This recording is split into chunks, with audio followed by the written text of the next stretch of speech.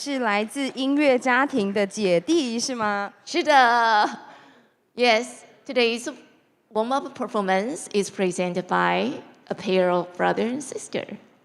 They are born into a family of the music. Let's welcome them. 欢迎姐姐陈伟轩，弟弟陈宏杰，热烈掌声欢迎。好，弟弟陈宏杰，欢迎。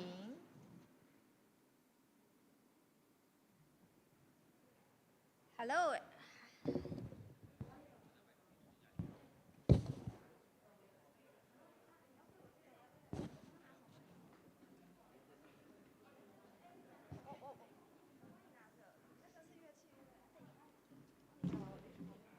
Hello everyone, my name is Jade. I am studying in Neily Junior High School. I won the first prize in the Taoyuan music competition and represented Taoyuan in the national competition. I'm honored to be here to perform a few songs for you today. The first song is Part of Your World from movie Little Mermaid. It's a very beautiful song. Let me perform this song for you. Hope you enjoy it. Thank you.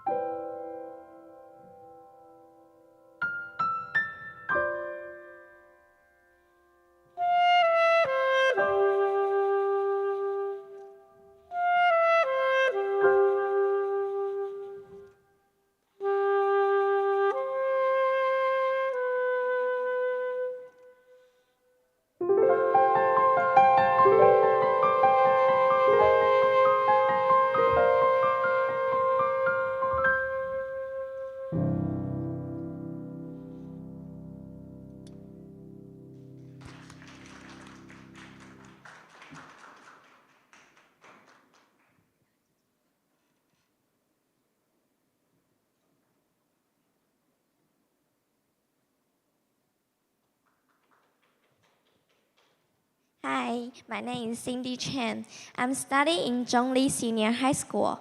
I've been learning the saxophone with my father since I was 9. I received a high distinction award rank in 4 and 7 in National Student Music Competition. In one of the members in the school wing band. It's my honor to be invited and see you here today. The piece I'm going to play is Can't Take My Eyes Off of You. The rhythm is so well known around the world. And now, let's get back to those beautiful moments of the wonderful years. Thank you.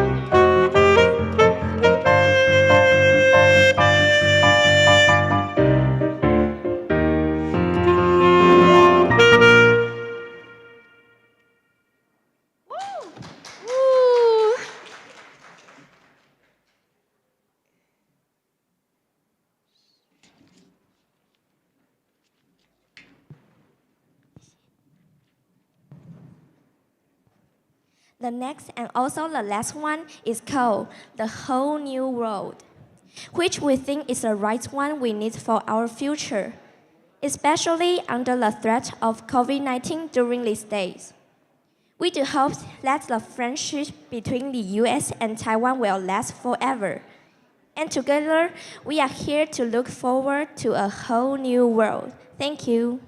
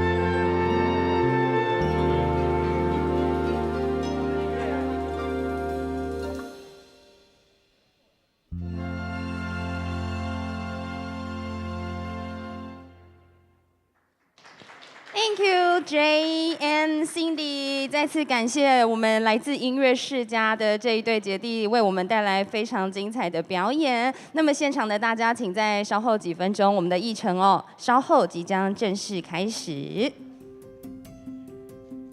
是的，在此提醒您，等一下第一位讲者 Dr.Paul Magnuson 是希望跟您有更多的互动。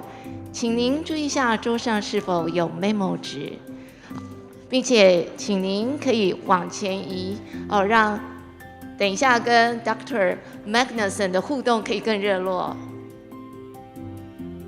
There is a paper for taking notes. It's supposed to be on your desk. Please check that.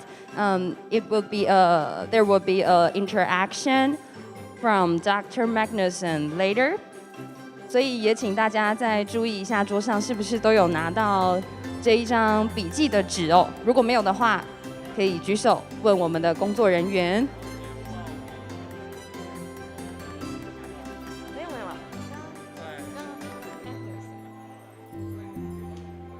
刚刚有拿。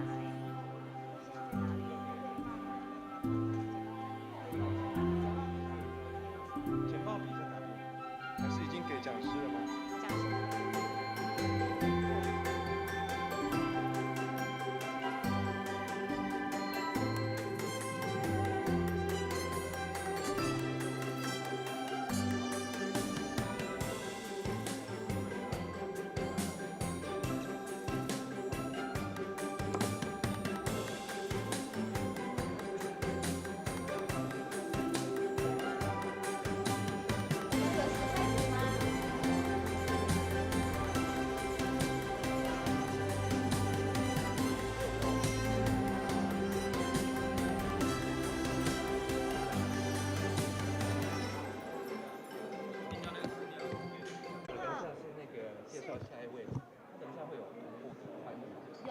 翻译老师帮我。好的，好，谢谢。那我就放心的跟你们讲，谢谢你们。You are very bilingual. Thank you. 谢谢你，谢谢。准时吗？嘉宾早安，我们的活动即将再过3分钟之后正式开始，请现场的嘉宾可以就座了。Greetings to all of our guests. The event will begin in 3 minutes, so please take your seat.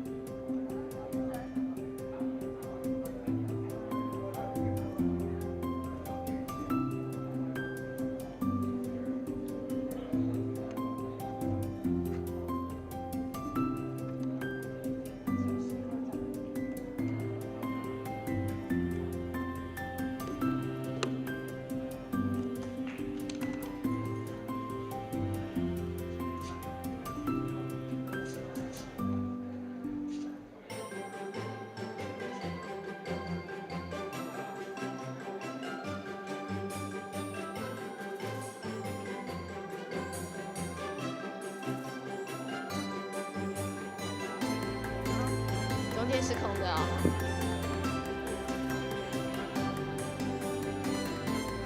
现现场的各位嘉宾，大家早安！今日的议程即将在1分钟之后正式开始，邀请在座的来宾可以回到座位上，稍后一起进行今天的议程。谢谢您。Ladies and gentlemen, our event will begin in 1 minute, so please take your seats. Thank you so much.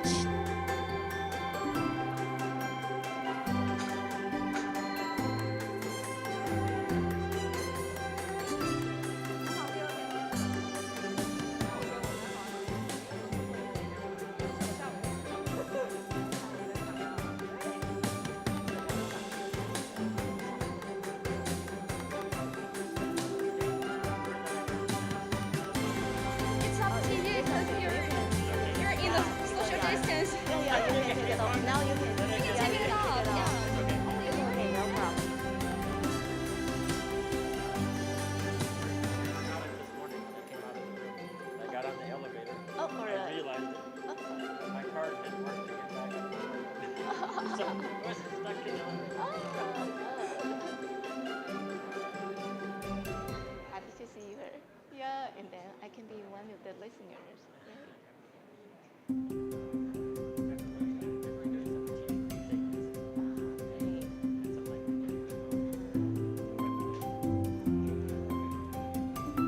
各位现场嘉宾，大家早安！相信经过昨天一整天的议程哦，大家呢都觉得充满了活力和热情。马上呢就要来开始进行今天的议程。那第一场呢，我们是安排国际教育专题讲座，待会儿呢会由来自莱辛美国学校的教授 Dr.Paul Magnuson 来为我们演讲。同时呢，我们也邀请到了美国在台协会高雄分处的新华文化官蔡南婷 Dr. Julius 蔡要为我们来担任主持人，请大家再稍后一下，我们的议程马上就要开始了。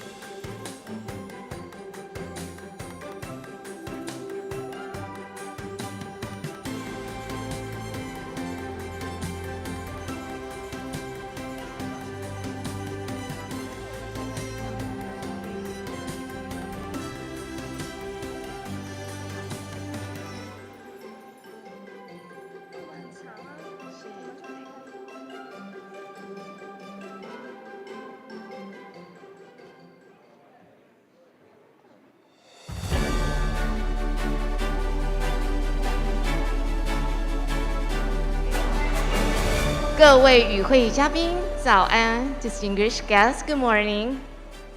Morning, everyone. We really had a great time yesterday, and today we're move on this event. Yes.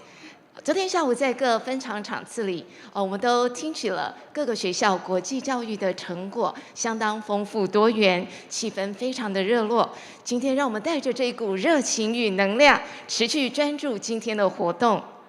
第一场我们安排的是国际教育专题讲座，非常荣幸安排到来自莱辛美国学校教授，负责是课程教学学者 Dr.Paul Magnuson，并且可以邀请到美国在台协会高雄分处新闻文化官 Dr. Julius 蔡南婷先生担任主持人。Dr. 蔡熟悉各国语言、多国语言，并且造访过许多国家，对于多元文化了解相当深厚。让我们来先邀请我们今日的主持人。Please welcome Dr. Paul Magnuson, a professor at the Leipzig American School in Switzerland, for the opening session keynote speech on international education. Also, we're pleased to have Dr. Julius Tai, AIT Kaohsiung Branch's Public Affairs Officer, as our moderator. First, please join me to welcome Dr. Julius Tai. Welcome.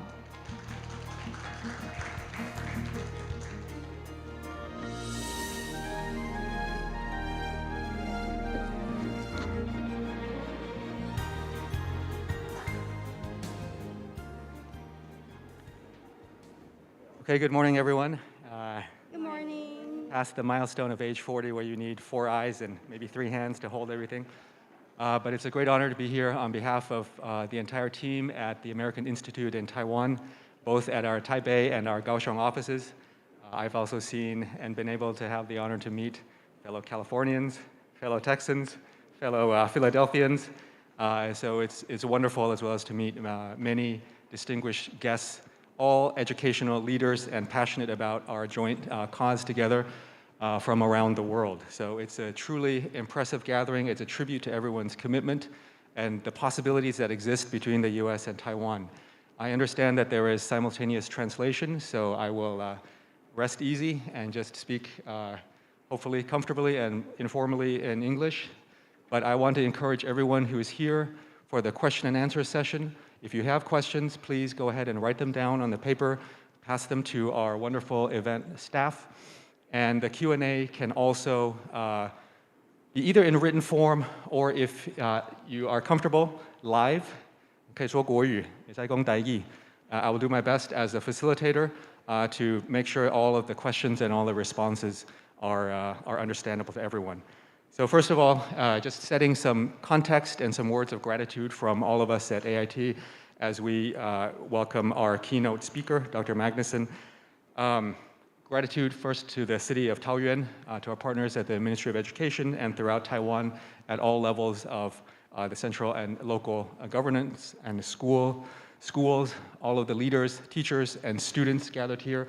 A special word also to the enthusiastic students who are not afraid to step into this new multilingual world that we live in. I think they're an inspiration to all of us. So I'm a Foreign Service Officer with the US Department of State. This is my 6th overseas tour. I'm in Kaohsiung, where along with our team, Sharon Xie from AIT Taipei, Emily Su from AIT Kaohsiung. So we help to coordinate the US-Taiwan relationship when it comes to education and culture. Southern Taiwan, our branch office there in support of the mission covers Jiayi, Tainan, Kaohsiung, Pingdong, Taidong, Penghu, and also under the wonderful leadership of Diane Sovereign, our Mission Taiwan Chief of Public Diplomacy. I'm proud to be part of this team. Not only that, but in my capacity as a diplomat for the United States, as a former college professor, as a second-generation Taiwanese American, I think the story of my family, my parents went to the US in the 1960s as some of the early international students in the United States. My family and the opportunities that we've been able to have that have been transformative are a testament to the power of international educational exchange, not only between the United States and Taiwan, but between all of the countries, societies, and cultures of the world. One thing I've been excited to see over the last day or so in the keynote speeches, in the moderated panels, in the breakout sessions, I think is this idea that we're all grasping towards a vision of what we do beyond bilingual education. Yesterday we talked a little bit about multilingualism, about the diversity of our societies and our systems, how to eliminate barriers to access for all parts of our communities, how to marshal the resources that we need to give our students the educational opportunities that we so fervently desire for them.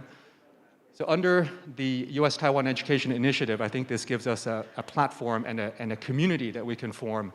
The Education Initiative signed 2 years ago, part of it was to expand and enhance existing State Department programs. And these are not only English language programs, such as the Fulbright, English teaching assistants, English language specialists, English language fellows, but also maximizing Taiwan's leadership in Mandarin language teaching in the United States through programs under Fulbright, through the other kind of federal programs, as well as students from the US coming over to study Mandarin intensively. Both Mandarin and English, I would argue, are essential to the security and the future prosperity and thriving of both of our societies. And so it's in all of our interests to not only be bilingual, but to be multilingual, not just in word, but in deed, not just in how we organize our institutions on the outside, but in the culture and in the pedagogy that we represent. So this leads me to introducing, I'm sorry, long-winded former teacher, to our esteemed speaker, Dr. Paul Magnuson. You know, we heard a lot. I think what I've been impressed with from the first moment that I met Dr. Magnuson, he was kind of kneeling, talking with the students up front, interacting with them. And I've seen how they've kind of flocked to interact with him. He is a dedicated leader, not only on the policy level, but in terms of pedagogy, in terms of language learning, language acquisition, but also parts of the field that are really under development and exciting development, like the notion of agility in learning. How we learn when we are put in different, sometimes stressful situations, how we adapt to the accelerating change that is characteristic of our society. So I think this is a useful direction for this two-day session to go in, not just language as kind of a technical skill, but language as a culture of the democracies that we represent, language as part of the global citizenship that we hope to pass on to the next generation. So Dr. Magnuson, aside from having a PhD from the University of Minnesota, has spent many years as an educational leader, as I just mentioned, in all aspects of teaching and learning. He is currently an educational leader at the Lausanne American School in Switzerland, and I think that his talk will not only point out the ways in which all of us still, at whatever age, at whatever stage of our careers, we are not only teachers, but we continue to learn. We continue to learn from our students, we continue to learn from each other. But I think also he will have really good interaction with us today. And so on behalf of AIT, it's our honor and in this great partnership to introduce our keynote speaker. And I will step off for a minute, but I will come back to facilitate any questions. So please, again, write them down or save them for the live interaction. And I'll get out of the way, but be here to help as needed. Thank you.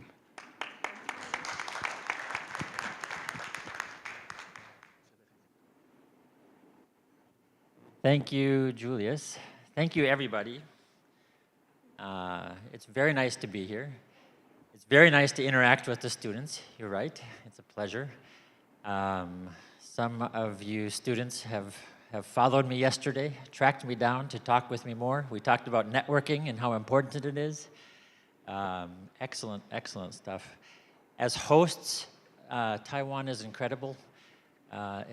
It's amazing to be here. The food is amazing. You are amazing. Your initiative is amazing. You have a lot of work to do, that's for sure. But it's just amazing to be here. So thank you very much for that. We're going to do, hopefully, some things that you find fun. If you're sitting alone, you may have to move closer to somebody to be able to talk later. Please do write down questions as we go, as Julius suggested. We'll have those at the end, and let's just have some fun, okay? Okay, I am indeed coming from Switzerland, where I've lived for the last 15 years, but I work at various US institutions. I thought I would start out here with a bit of the Swiss language situation, since you're aiming for bilingualism, and in fact, in many cases, you are already bilingual or multilingual here. In Switzerland, we have 4 languages that are official. Grüezi is German from the Zurich area, but if you go to the capital, you'll hear Grüßach, right? And if you go other places, you'll hear something totally different. They call it Swiss German, but there are a lot of Swiss Germans. Bonjour, of course, is French. Buongiorno, Italian. And what is Bundi?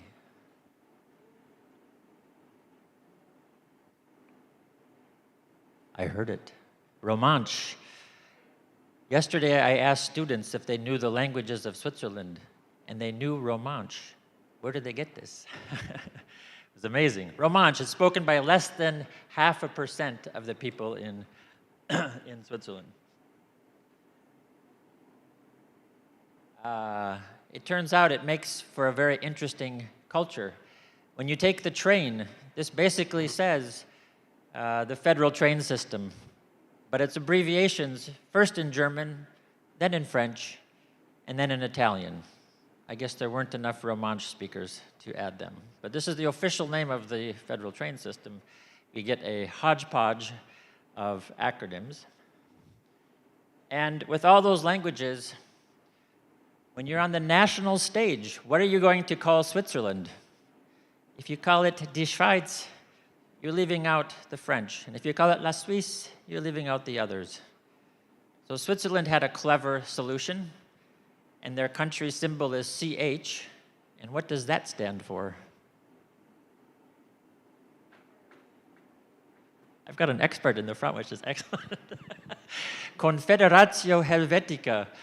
If you have too many languages, reach for another one, right? And they chose Latin.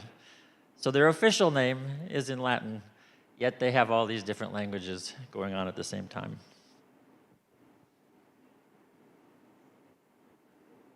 Okay, so who do you have here? Thanks for the introduction. That was good. I've got a number of roles.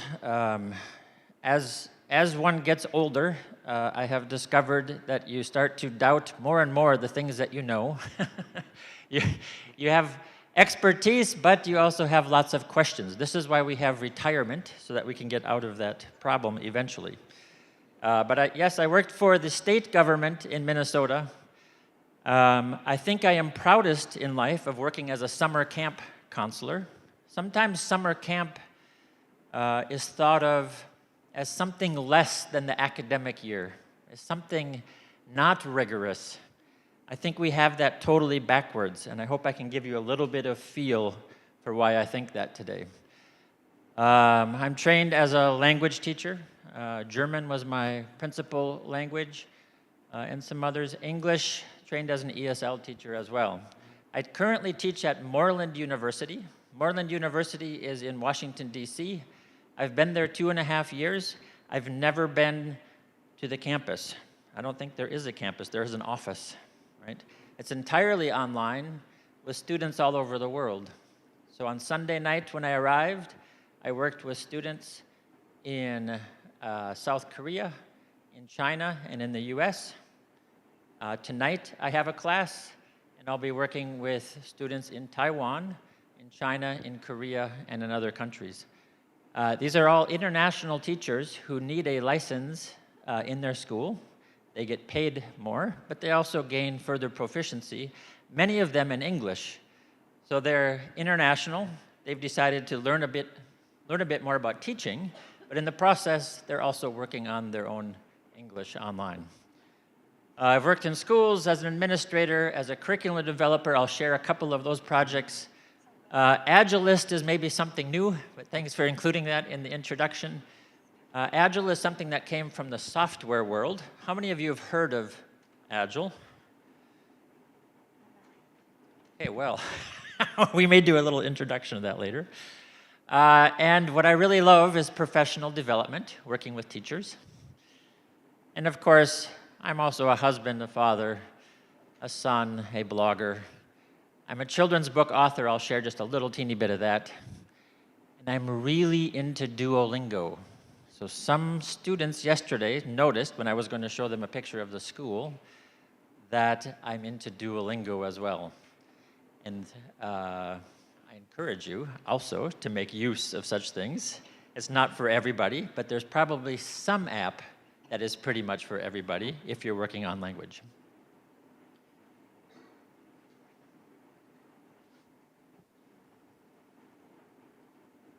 Okay, so it's not my first time here. It's in fact my third time in Taiwan. This was at the normal university before COVID. So we had the chance to do some activities. When I got to the classroom, I had a full day workshop on Friday and on Saturday. And when I got to the classroom, it looked more or less like our environment here. Desks in a row, a piece of paper on each table, pens, everything laid out very neat, right? Very organized. and very, very school. So the first thing I had to ask was, oh, I really appreciate that you set things up, but now we have to move all of the desks out of the way because we're going to be working interactively. You don't have to move all of your desks today. You can stay where you are. But we're going to have a little element of this. So picture yourself actually getting down like this to be working on the various questions that we have today. Just picture that, but you can stay where you are. Okay. It's a nice metaphor because for your goal, for your 2030 goal, to the extent that you're going to be arriving at that goal in 2030 and later, you're going to have to move some desks. You can't get there by keeping the desks in a row, actually. And I mean this as a metaphor. You can get there by sitting in desks, but you have to think about the fact that it's not doing a little bit more of the same thing to make such a big change countrywide. You're going to have to move some desks. And we'll talk maybe a little bit. Maybe you'll see a little bit of some areas where we're talking about moving desks today. So we'll talk about your goal, 2030 goal. I'll talk a little bit about national school reform in the US as context. I did work in policy for my home state of Minnesota. By the way, is the Minnesota Fulbright Scholar back today? It was very nice to hear about some of the schools in Minnesota. It's too bad that they weren't more receptive to having exchanges. Summer camp a little bit, language teaching, going beyond school, the agile mindset, and some professional development. So that's what we'll do today.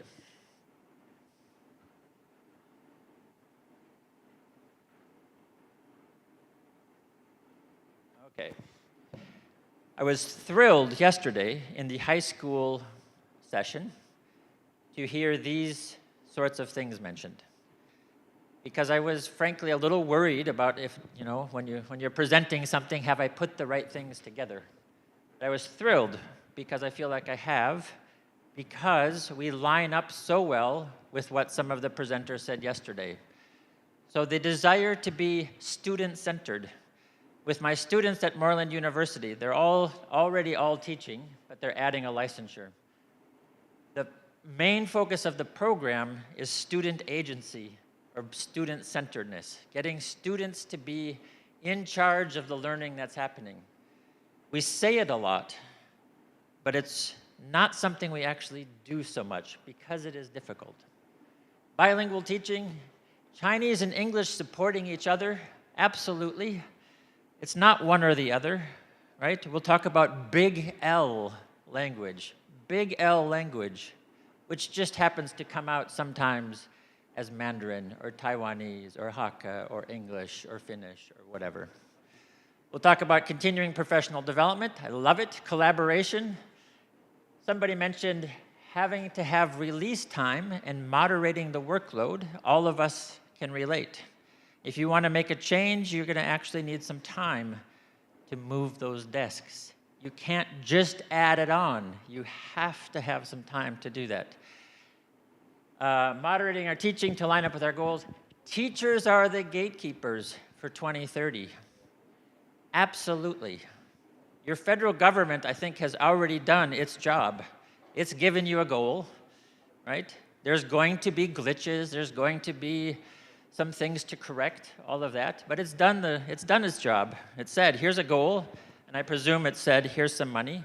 I bet all of you think the goal might be too ambitious, and I think you probably all might think there's not enough money. But that's just how it is. You still need to go after the goal because the goal itself is quite good. Right? It makes sense. We also heard about building bridges. Schools are a bridge for students to the world. What an awesome statement. It's wonderful. Travel the world. I think that was an emphasis by one speaker to say, we have to do our internal public relations. We have to be telling our story of how we are making these exchanges and why these exchanges are important. We have to let people know that this is what we're doing, that we believe in it, and that it's going to bring results. I heard about putting the A into STEAM, right? So STEM and STEAM. Wonderful initiatives, right? Because it's collaborative, it's cross-curricular, it's current, right? But it's good. The online opportunities, summer camps, we heard lots about summer camps. The University of St. Thomas and the Minnesota schools. And we heard about bubble tea, which I just had to throw in because since arriving on Sunday night, I have not left the hotel, and I have not yet had my bubble tea. The first time I came here, Michelle, you might remember this. I think you're around the corner. But the first time I came, I made a joke, which I regret to this day. But I joked with the person who was coordinating for me that all I needed was some paper, some pens, right, so that we could be at the normal university working on our projects, and a bubble tea, which I thought was just a joke. But when I arrived, the first thing I was handed was a bubble tea. So very, very nice hospitality. Okay, there'll be some time to talk. This is the first time with people around you.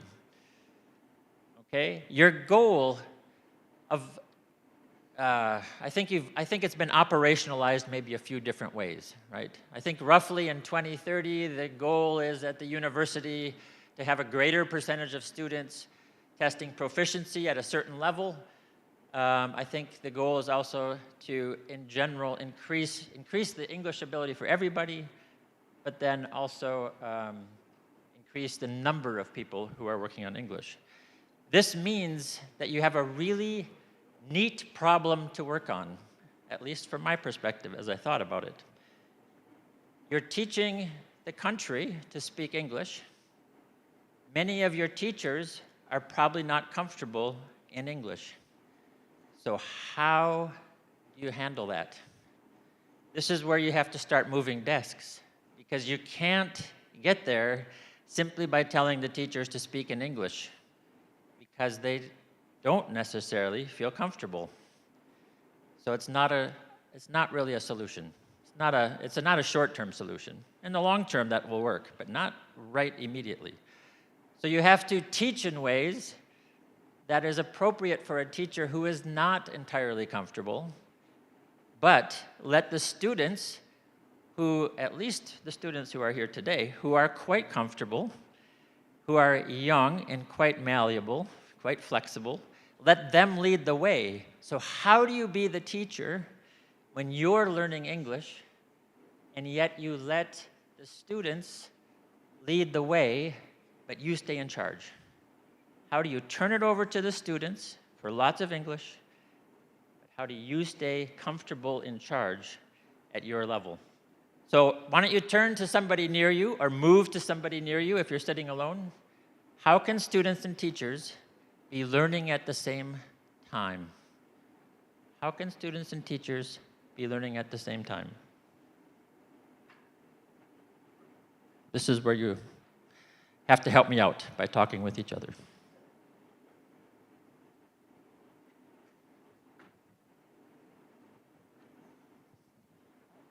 Keep me from coming to you and giving you the mic.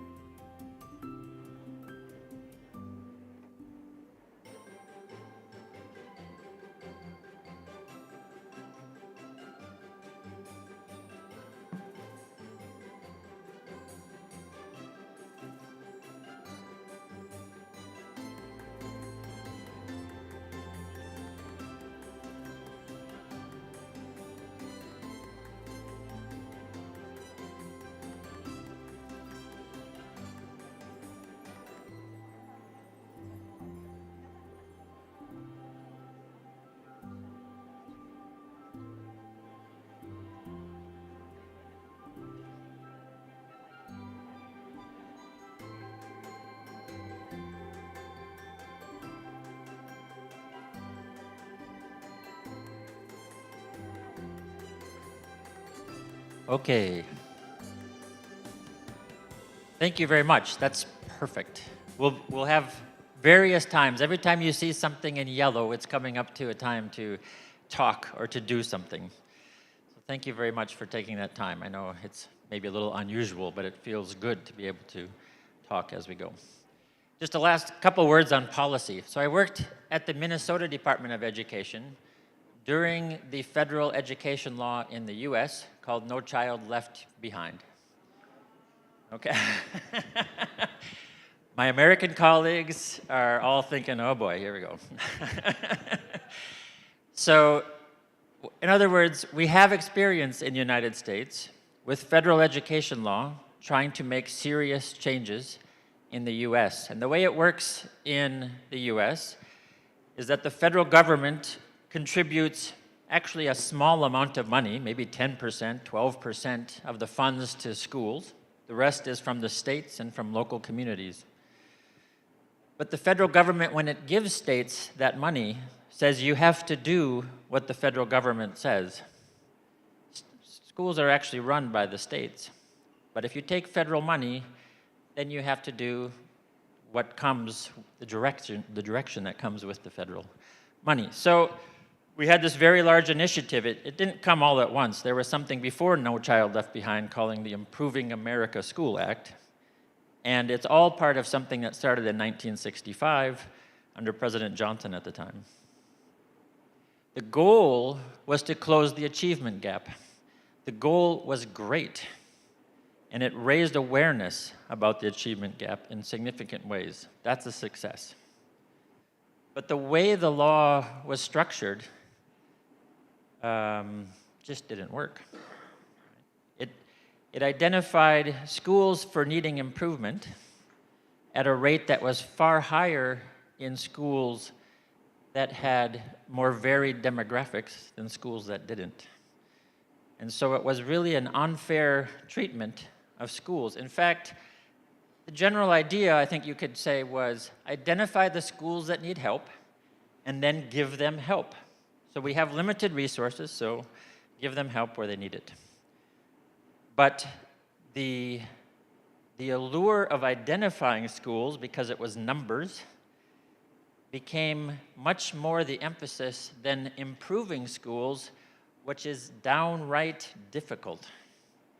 So at the beginning of No Child Left Behind, I was on a team of 10 to 12 people for our state, for our 400 plus school districts, to improve education, 10 or 12 of us. There were 4 people.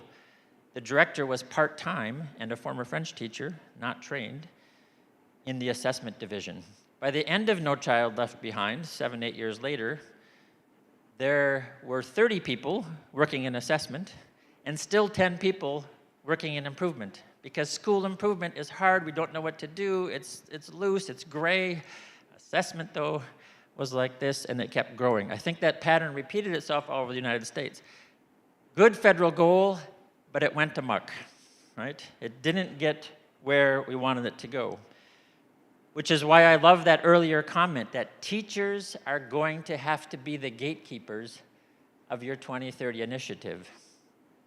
The government has already done what it needs to do. You're in charge, but you have to actually be able to feel like you're in charge. You also need the time and the space to really get in charge of that initiative. Okay, so summer camp. Summer camp might seem like a funny place to start, but I think summer camp has many of the answers for us. I've worked in a couple of summer camps. One of them is in Minnesota. It teaches foreign languages. Worked there for quite a while. And then I worked with the Middlebury program out of Vermont.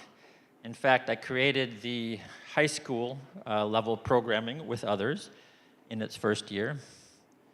And then I worked at my own school in Switzerland, also at the summer camp. Summer camp has some amazing qualities. When I work with my current students, my adult students, on all of their lesson planning, their work and assessment, when I watch their videos that they take of themselves for their student teaching, I find myself saying over and over again, let's see if we can introduce a little bit more summer camp and a little bit less school. A little bit more summer camp and a little bit less school, because summer camp has some really good qualities about it. Summer camp is really creative. Summer camp is really collaborative. Summer camp has the idea that you don't go swimming in the lake without a friend. You should always swim with a buddy. You here, as you're striving to pick up languages even more than you already do, swim with a buddy. Don't go it alone. Collaborate. We also talk about the need for 21st century skills. Now, 21st century is about a fourth over. At some point, we're going to have to start talking about 22nd century skills for our next generations. We still talk about it as 21st century skills. No matter what you refer to it as, it's the emphasis on teaching skills, on teaching collaboration, on teaching ways of thinking, of ways of organizing your thought, of teaching entrepreneurship. These are all things that we want to strive for in schools, and these are things that we talk about quite a bit. A little bit harder to actually put it into practice. But summer camp programs are really good at this. I'm looking at some of my colleagues here who are working with some of your schools in summer camp, and they know, yes, that is an environment of high creativity, of high collaboration, and something it doesn't have, which is interesting for us at least to think about, if it's not actually practical to do. Summer camps de-emphasize or don't even have things like grades, nor tests.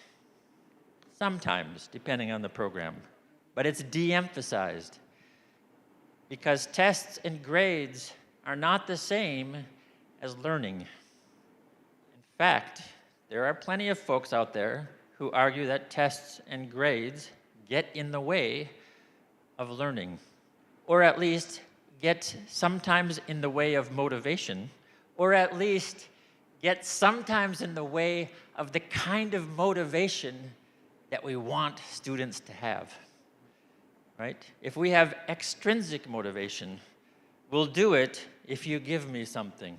We'll do it if I get a grade. We can actually kill student motivation. Right? We've seen this in reading programs. We've seen this in other areas. Summer camp gets us free of that. And there's something really good there for us to learn.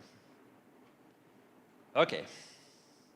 At the summer camp at the Concordia Language Villages, there is one camp I want to mention. Now, I'm not necessarily plugging the camp, but I do want you to know that there are initiatives out there also, not just for learning English, but for learning Chinese.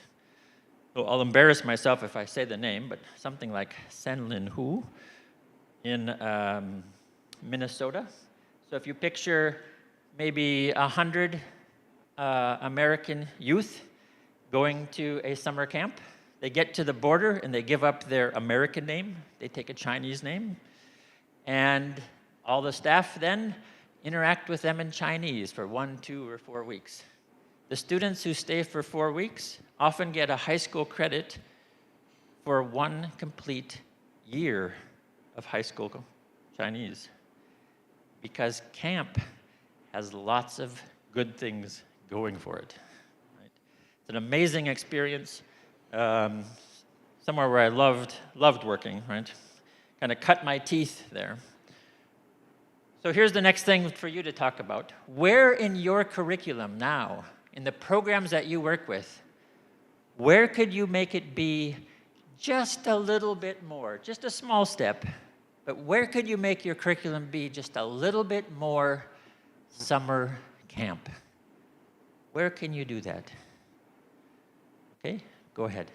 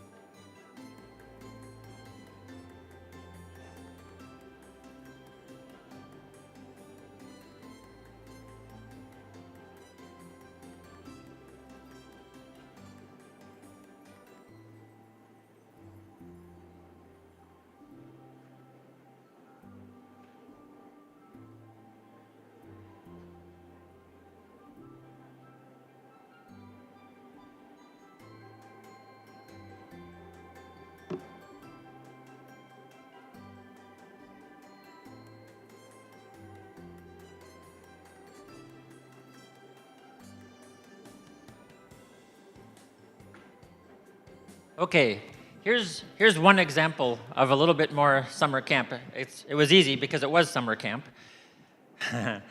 So at the Concordia Language Villages, one year the director called me and said, we just signed a contract for an English language village in Italy.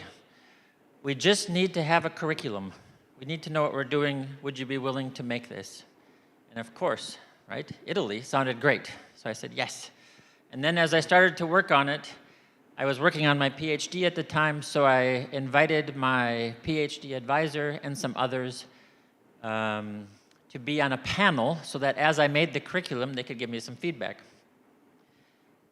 What I did for the program was not to define the learning goals like present tense, past tense, none of that, right? What I decided to do was to create a simulated town out of the elements that you usually find at summer camp. So at summer camp, there's sports, right? There's arts and crafts. There's maybe some sort of work on a computer or something, I don't know, whatever it might be.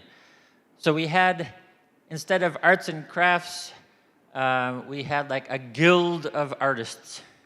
And then instead of sports, we had the park and recreation department, etc. We got each of those groups working together, was the plan, and actually what we did. But we got all those groups doing their own thing. Then we said, okay, the sports group needs to put on a tournament, but they need to advertise, so they need to go to the arts guild to have posters made. But they have to pay, so we're going to have a money system here in the camp. And then once we have money, what do you suppose we needed? Some laws about that money, right? So we started a city council, and the city council was elected in an election from these different groups. And the city council came together and started making rules. They made a police force. They made the police force, even though this isn't my style, it was now up to them, to enforce the use of English. And they started fining for not speaking English. Nothing I would do as a teacher, but they came up with it, okay. They actually pursued a teacher who was speaking not in English, but in one of the languages of the students. And so there was a trial. They elected a judge and a jury, right? When I proposed all of this to my panel of experts, including my PhD advisor, the first response I got was, this is not a curriculum, which for a PhD student, dependent on one's advisor, is sort of a shock. I thought I had something wonderful, and in fact, I still think I have something wonderful. But it was a little bit out of the box, which we can do in summer camp. In school, we probably would never get off the ground because people would say such practical things as, it won't fit the schedule, it's not in the textbook, etc. But it was a great thing to play with. It wasn't that I could say what language they were going to learn, what pieces of language they were going to learn, but I could say they are going to get lots of practice speaking and listening in English. Most of our students were Italian, there were other languages thrown in. In fact, the first year went pretty well, and then I didn't work there for several years. I came back again to work one more time after the program had been running for a number of years.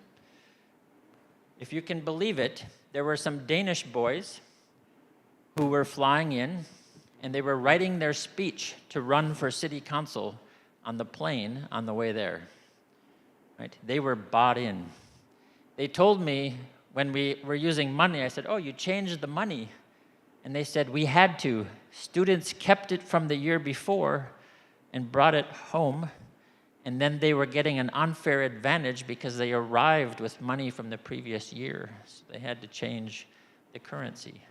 Right? Kids are into it. Kids are really into it. And oftentimes we say, well, we can't do that in school, right? But the kids are really into it. One example of finding a little bit more summer camp, that example maybe is a little extreme because it was maybe only possible in that environment. Okay, I've along the way here, I've put in some resources, so I hope that there's a mechanism to share this presentation with all of you. And you can go ahead and look at those resources. I put in top language camps in Switzerland, but then best language programs for high school students in the US. They're all linked, I guess, so you'll need a copy of the PowerPoint, but I hope that that can be arranged for you. Okay. Now, it's about language learning. An easy thing to say, but not to do, an easy thing to say is just stay in English all the time. But this doesn't work in a population where there are many people who are not secure with their English. So English immersion, or immersion in general, can be okay as a strategy, but it has to be with the right population. And you're going to stress people out a lot if you say, we're going to use English immersion, without giving them the tools to actually learn how to do immersion. Right? The language villages has been at it for 60+ years. They're pretty good at using immersion. But a little hint, they don't just stay in the language all the time. They let the students use their native language as well. So after 60 years of, actually more than that, almost 70 years of experience, they are not just immersion, right? I did this actually at the university one year. When my German was good back in the day, I could stay in German no problem, right? It was wonderful, I thought. And so at the university, I conducted my classes only in German. I lost a few students along the way because they were so frustrated, or they felt like they wouldn't ever get it. I thought I was doing something great for them, but I lost students, right? Out of frustration. It's not necessary to do that, and that's probably good news, right? It is okay not to try to stick just in English to learn English, because our brains do this big L language. You have a language capacity that's amazing, and it's multilingual. And it just comes out in these little L languages with these sort of insignificant differences between things like Chinese and English. Right? It's the big capacity we're going for, and we should let our students draw on all of that. So the English immersion, in the right place, right time, and the right dose, probably okay. But luckily, that's not the only way to do things. In fact, there might be better ways to do things. So we teach at my university language learning through content, focusing on content, on understanding what the content is. Let the language come along with that. Decide on a few things to focus on the language, but don't focus on everything. It's overwhelming. Using simulations, which we're going to try together. Challenging students with problems, which on a big enough scale is project-based learning or inquiry-based learning, something that you know from the IB program if you're using that. Storytelling.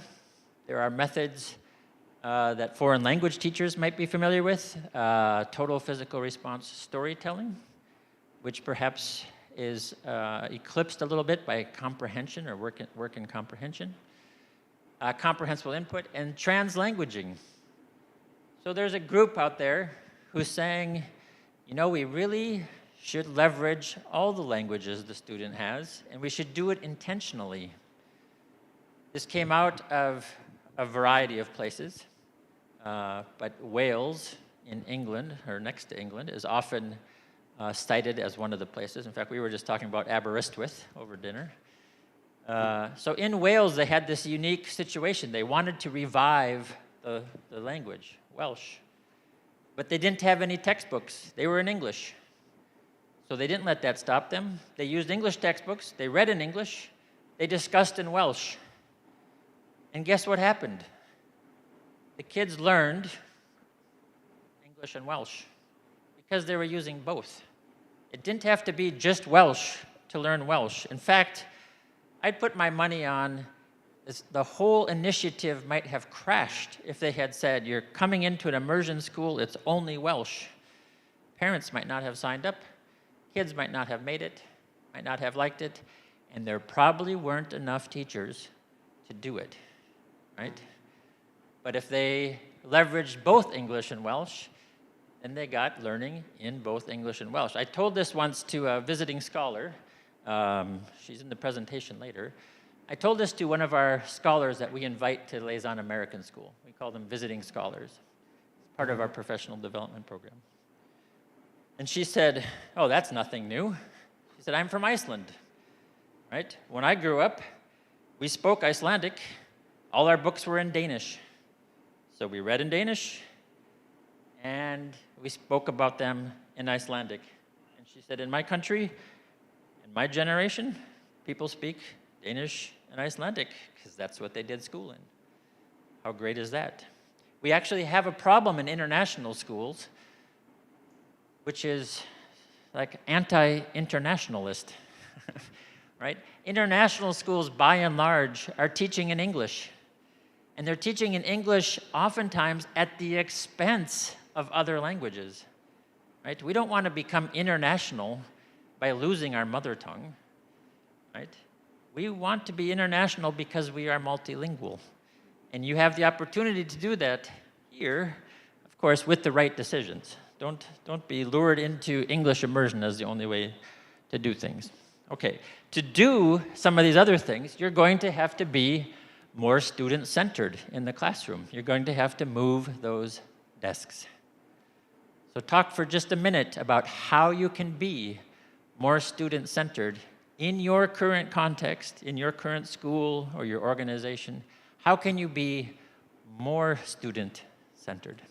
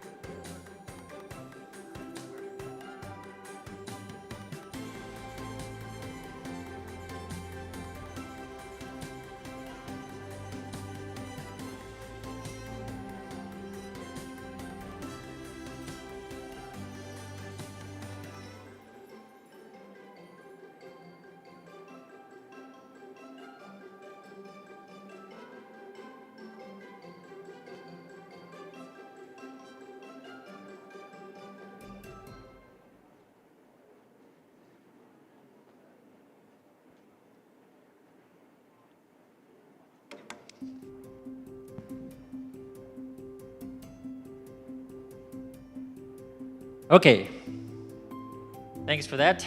We're going to jump into simulations, and I'm going to ask you actually to create an easy, or if you take on the challenge, a harder simulation.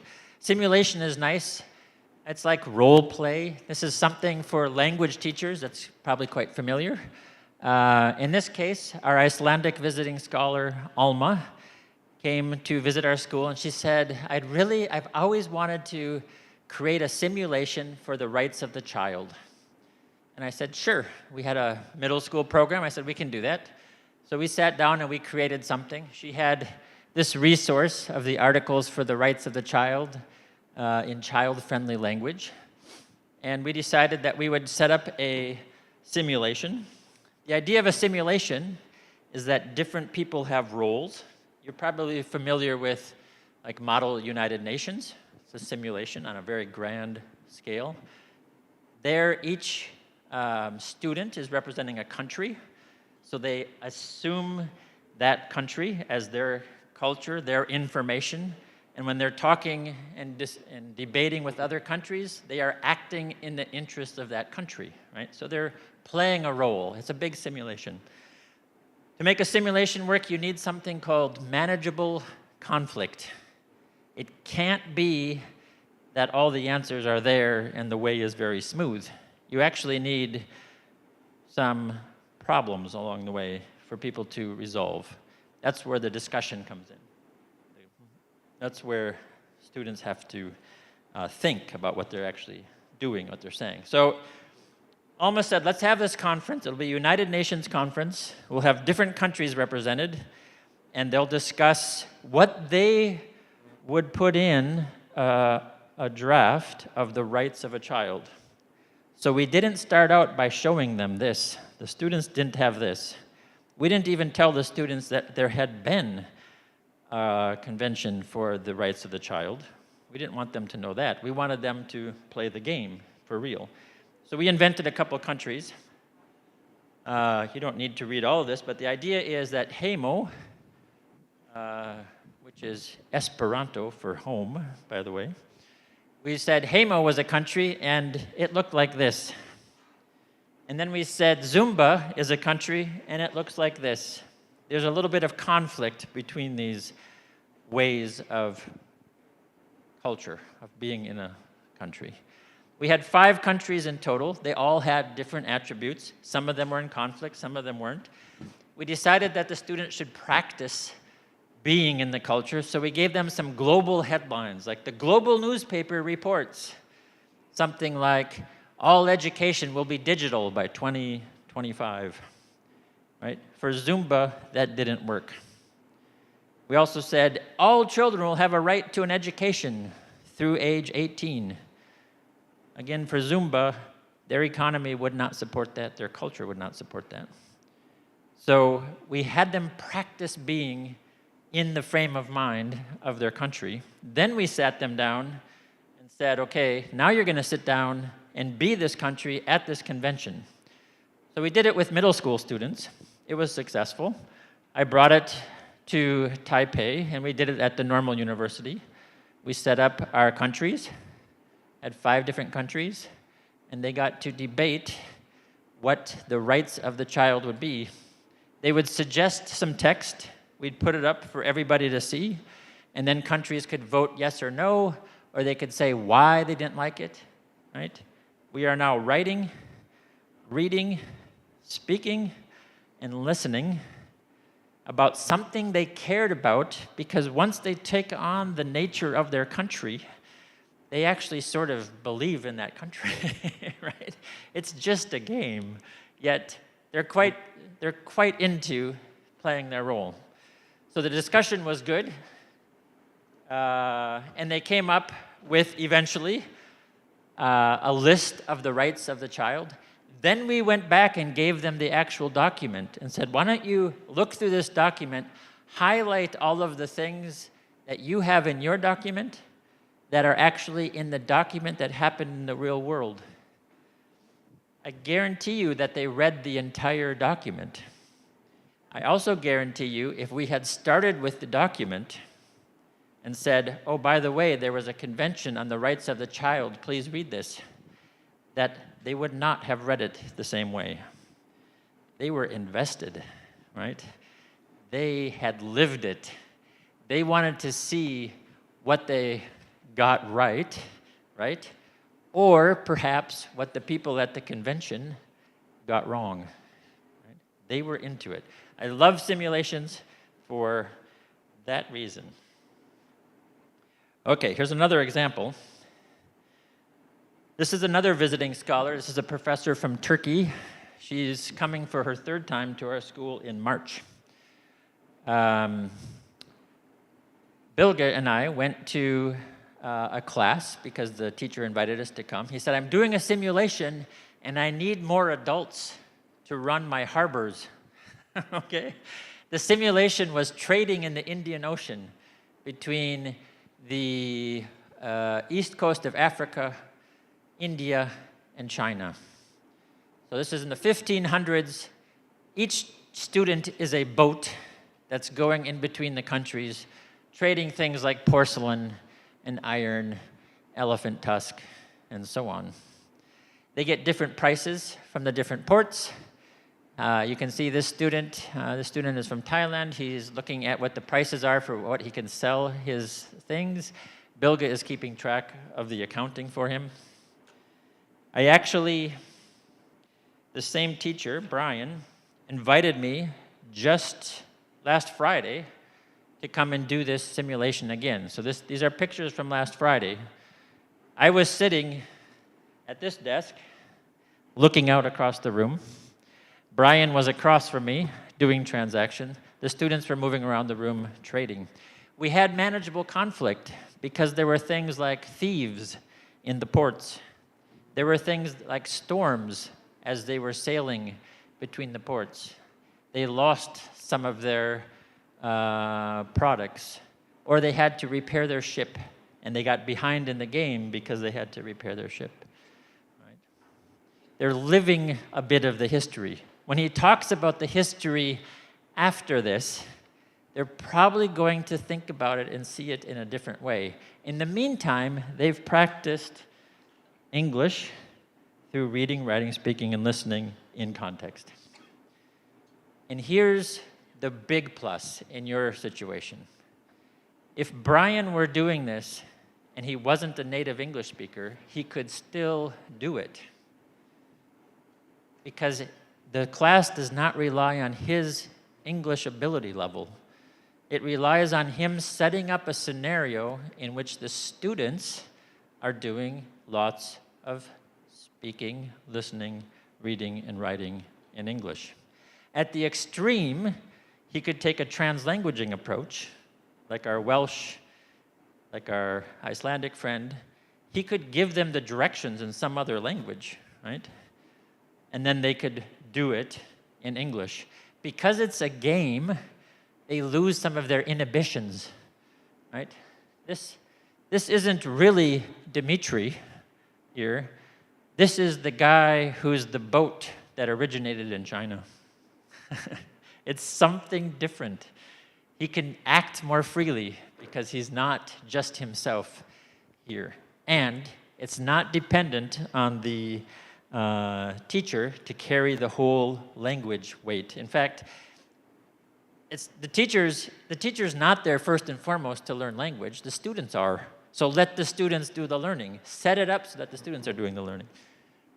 Okay, is this right? Okay. So here, I was going to ask you to create a simulation that was very open-ended, and then I realized that might be too big a step. It might be too big a step. But if this is something you've done before, then go ahead and think about how you would create for your area, or for an area that you used to work in or that you're familiar with, a simulation. History is easier perhaps, right? Language teachers actually do this quite often. They create some sort of situation. They use things like information gap activities where two people have only half the information, so they have to talk to be able to figure out the whole picture.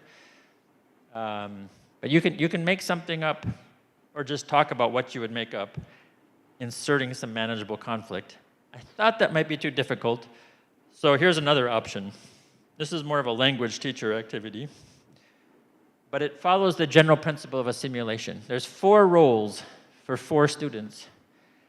One's going to be the waiter, one is going to be the chef, and there are 2 customers. The cards are given one each to a student. They don't share the information on the card with each other. They just assume this role. It's like becoming the country in our United Nations simulation. But here's a waiter. It's his first day. You tell the waiter, you are really nice, right? So you've cued the waiter for all of those expressions in English that are really nice, really patient. The chef, you are very grumpy. You just cued this person for all the kinds of English they know that's very grumpy. Grumpy means not happy. Right? And then you hate making exceptions. You know what the manageable conflict is going to be, right? One of the customers is going to want to make an exception to everything. One of those people who go to a restaurant and are not happy unless they get something unique. And the other customer, just so that we can practice some numbers because we've been doing that lately, is going to ask the price about every change that the first customer asks about. We've got some manageable conflict. Here I'm just asking you, if you want the first step of creating a simulation, I'm just asking you to think about what are the 3 meals on the menu that the waiter knows about? What are the 2 meals that the chef is willing to make?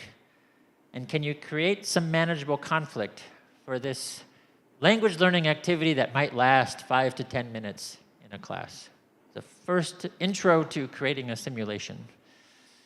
Is the task clear? This is the easy version. The more open version is pick your area and spin out a scenario, spin out a story. Okay, just a couple of minutes.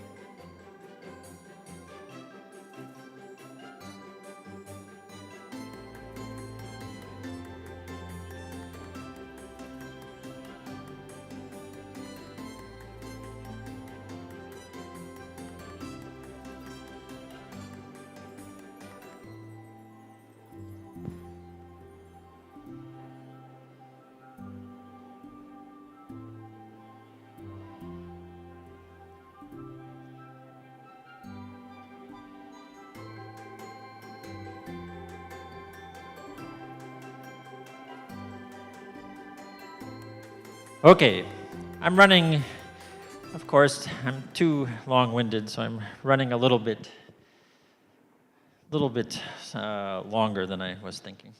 Okay, so the other thing to do, of course, in the same vein, is to set up challenges. This was also in a training here. There's a program called Odyssey of the Mind, which is as fun as it sounds, actually, Odyssey of the Mind. And students are asked to work on a problem that just uses things around the classroom, paper clips or pencils or pens or rope or something. And they have to complete some sort of challenge. What I love about Odyssey of Mind is the mindset. The students get points for 3 different things: collaboration, creativity, and then a few points if they solve the problem, right? And there's competitions worldwide. You get together, the students come in, they get handed a problem, the judge watches. It's not about the product, and this was going to be my lead-in to the Agile mindset, but we'll save that for another day. But it's not about the product, it's about learning the process of working together and of being creative. It's about 21st century skills, right? Whether or not the students actually come to a solution is less of a concern in Odyssey of the Mind. It's a nice metaphor for the content that the students are learning while it's important, it's not the only thing that's important. The way they get through that content, the way they work together, the way they work problems out, the way they handle mistakes and learn from them, the way they get past problems that might stop us, but they figure out a way to continue. Those are skills that transfer out of any class to anything else in life, to family life, to getting a job, to staying in a job, to working with colleagues, right? To sitting through a conference, whatever it might be. Love the mindset of there, but we won't talk about that more. Okay, a couple of things to wind up then, and I do hope that you come and ask me about some of the other things, or about some of the things that we've talked about, because we won't get to everything. The teacher's English ability plays a role, but I think we've talked about that. The teacher's English ability does not have to be fluent to provide opportunities for students to practice English. The teacher needs to know how to be a creative teacher, but that's something that works in any language. Okay, so one of my hobbies is writing children's books. This is from a book that's going to come out next year. I'll give it away that the character here, Emma Lou, is my 20-year-old child when they were 4. So this is lived experience, more or less, right? So at home again, we like to do a little tricycling. Emma Lou likes to do everything wrong because they get attention for it, right? Do everything wrong, and maybe daddy and mommy will pay attention to me. It'll be fun, right? So turn to your person that you've been talking to. What happens next? What happens next?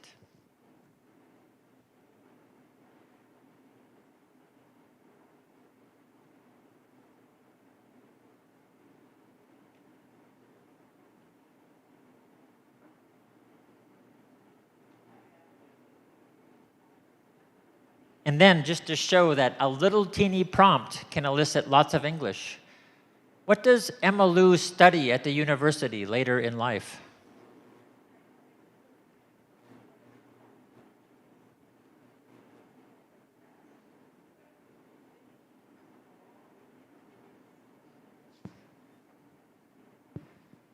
If you were translanguaging, you could set that up in Chinese and put the students to talking about it in English. If you're unsure of your English, you could do it in English that's not perfect, and it does not matter. The students can continue on in English, which is also not perfect, and which also doesn't matter, because that's what language learning is. Okay, one more, and then we'll take some questions. Here's from another book called The Scab Fairy. Now, for this I need 4 volunteers who are willing to come up on stage. You do not have to speak. You don't have to speak, but I need 4 volunteers who are willing to come up on stage. Yes, come on up. Yep, come on up. Yes, yes, come on up. Yes. And one more brave soul, otherwise Julius is our next volunteer. He's in. Okay, we have 4 volunteers. Here we go. So, you might have to be able to see the screen. One of you, Julius, is going to be the dream fairy. You're the dream fairy. Julius steals dreams from children while they're sleeping, okay? And you are the bump in the night fairy. You know those noises you hear in the house that you can't explain at night? Clunks and so on. Those are made by the bump in the night fairy. Very good. Julius, dream fairy, how do you act? Okay, bump in the night fairy. Very good. And there is, of course, the dust fairy. In your house, when you find some dust, did you ever wonder where it comes from? Think of yourself now as an 8-year-old child. It comes from the dust fairy. She broke her wings, so she had to be fitted with a fan. But her hair grows really fast and gets cut off by the fan, and it comes down as dust. You're the dust fairy. Can you fly a little bit like the dust fairy might? Yes, with the broken wing. Very good. And there's the bleary-eyed fairy. Have you ever lost or misplaced your glasses in the night? It's not your problem. It's not your fault. It's the bleary-eyed fairy who's trying to find the right prescription by going into houses at night. It's the bleary-eyed fairy. Give our audience some of that. Okay, here we go. Dream fairy. Bump in the night fairy. Okay. I forgot what fairy. Dust fairy. And the bleary-eyed fairy. Okay, for our memory, there's the 4 of them. Now, your task is to create 2 stories. The first story is these 4 get together and they get into a horrible conflict. They're in some young person's house at night. They're all doing their thing. And they come together in the middle of the room, and there's a terrible conflict, and ... You can finish that story. Then there's another story. They come together in the middle of the room, and they collaborate in order to do something wonderful for the child that lives in that room. Okay? So your job is to finish one or the other of those stories, and my job is to give you each a book for coming up on stage. Thank you very much. Thank you. Okay, so that's the story of the scab fairy. Now a scab is that thing that grows on your arm when you like scrape your arm.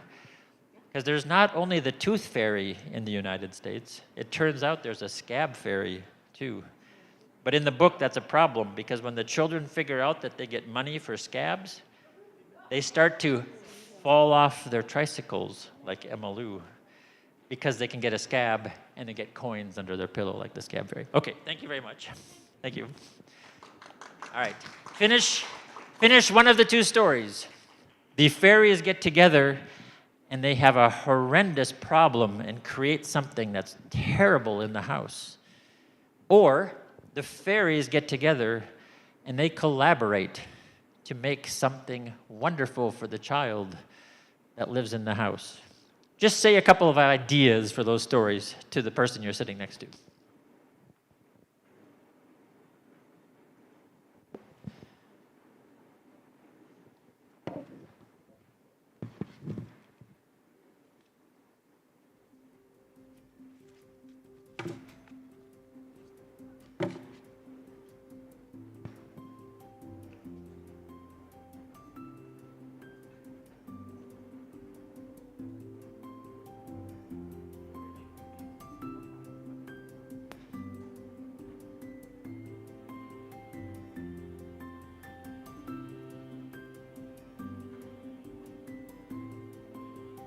Okay, you might not know what language those students are going to use, but you've cued them to be creative, right? You've cued them to continue a story, and they're going to be using language. And once again, you do not have to be fluent in English to cue the students for that story.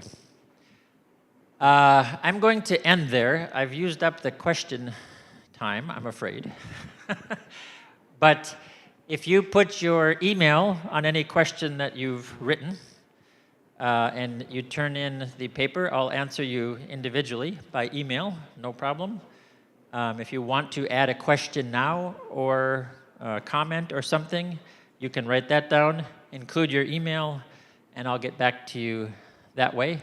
It's been a pleasure. It's been very nice to be here for yesterday and today, and I hope that we all get to run into each other many more times. So thank you very much. Yeah, so a big round of applause. I think we see a teacher of teachers here, teaching with such wisdom and passion, international experience, things that we can all start to do. We saw how we can harness the power of creativity of our students. We can imagine what others' lives are like, imagining a better future. And I think in the end, our classrooms are laboratories for for our democracies. We give the power and listen to the voices that we guide. So Laboratories thank you very much. for our democracy is absolutely the thing. Experiment with your teaching, absolutely. So I think there's treasure all around, and so let's continue this in our break session. But thank you all very much for your participation and attention, and thank you, Dr. Magnuson.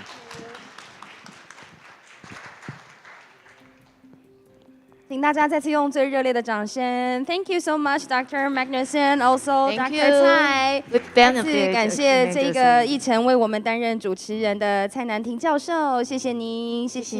您好的，那么接下来呢，就是我们的茶叙时间。对，以及是静态展的时段。大家是否注意到，在会场的两侧已经有海报展示区呢？在那里已经有师生等待在那里。这是我们从桃园市以及台北市、高雄市、嘉义县的教育伙伴们呈现他们学校国际教育的成果。欢迎贵宾们进一步去了解交流。好。Now we have a tea break and a poster exhibition to highlight the accomplishment of international education. Exhibit booths were positioned outside of the auditorium along with schools in Taoyuan City. Partners from Taipei City, Kaohsiung City, and Jiayi City were specially encouraged to recommend schools with experiences in international educational change to highlight the success of international education. So we welcome you all to go to the poster booth to see the accomplishment. Thank you so much. And please come back at 11 o'clock. Thank you very much. Thank you for your participation.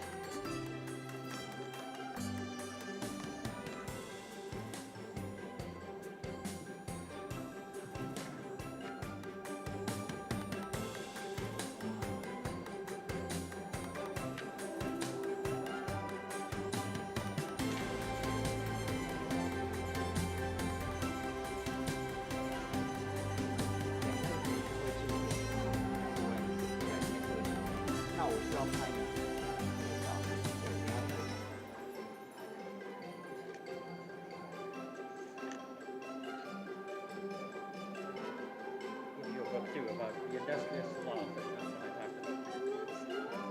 Yes. Oh, good, good. And then where are you? Yeah. So I leave that for her. Is she coming back? Yes. Yes.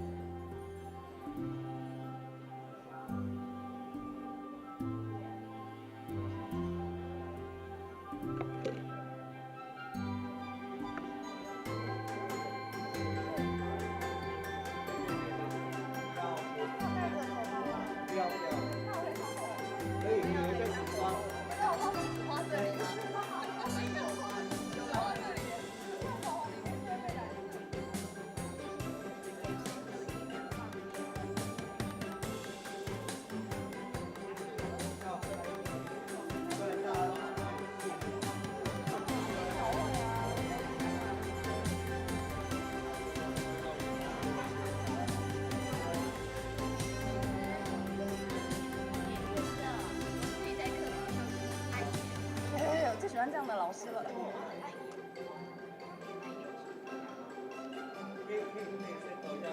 互相检查一下。很好的话，没关系，我都不梳头发。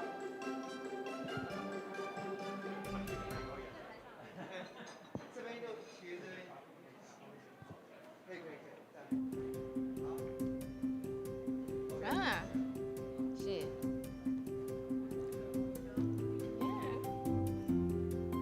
我觉得测光了。有连拍。小星星啊。好，换个位置。我们可以在左天的好。左天的这个吗？或者是更帅气吗？是。好，他是主播，我是在课堂上。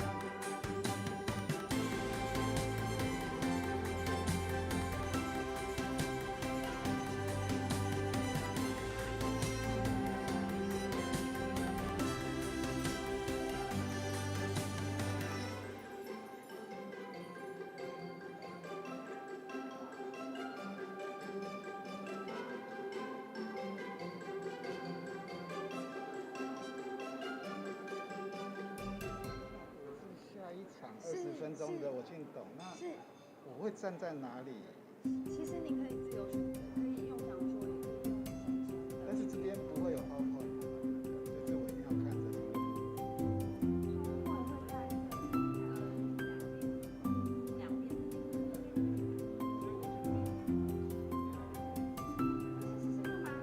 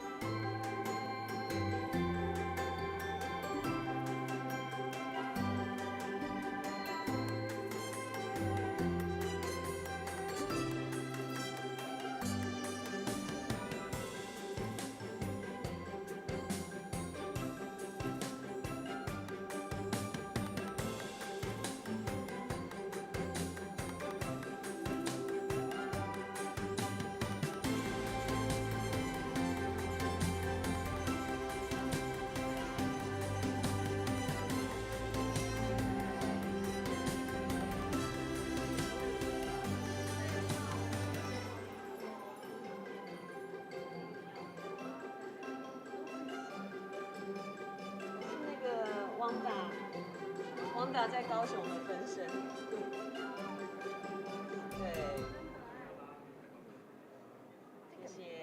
对，上次都没有对 Caroline， 上次都没有邀到你的名片。对啊，因为 Center Stage 高雄那场是我办的，所以那天看到你的主持人。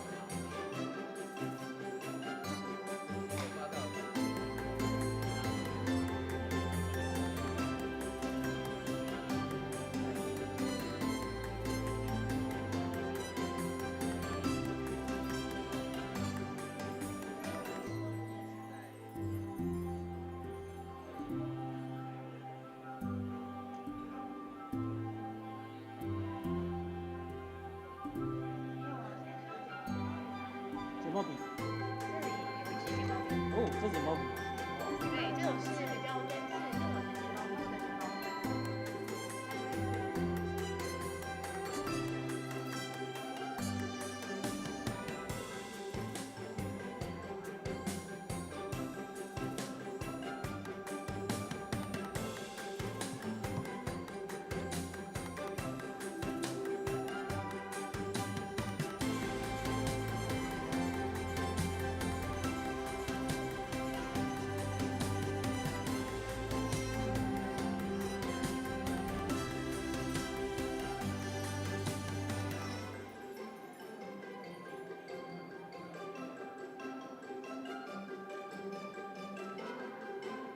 刚刚是你给我的吗？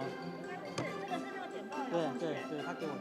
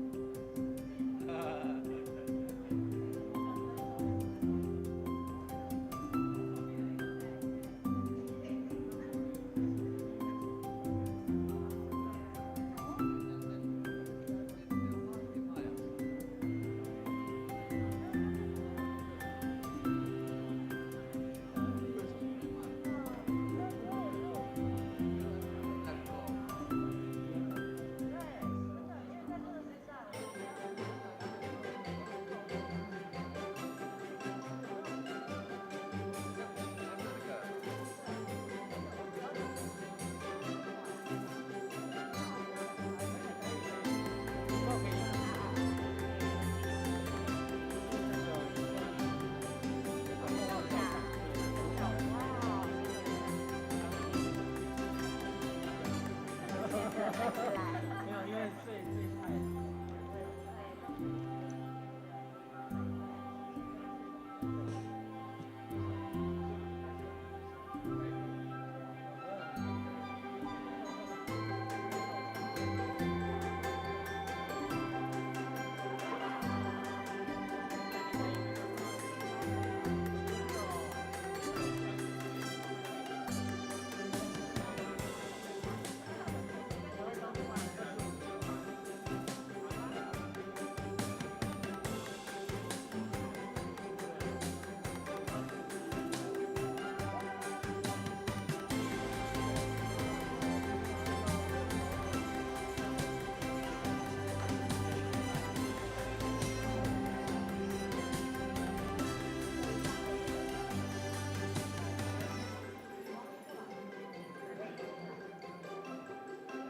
现场的各位嘉宾，我们再过5分钟即将开始下一个阶段的议程。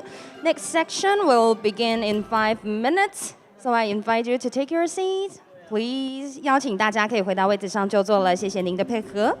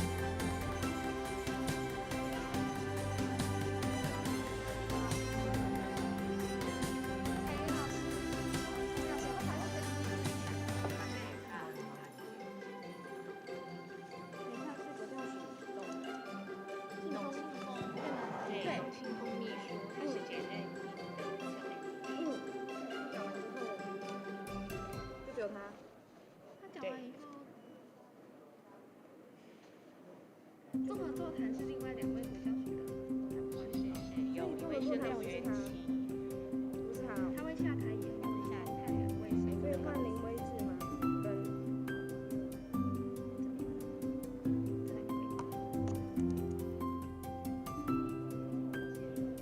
这里有我的稿子吗？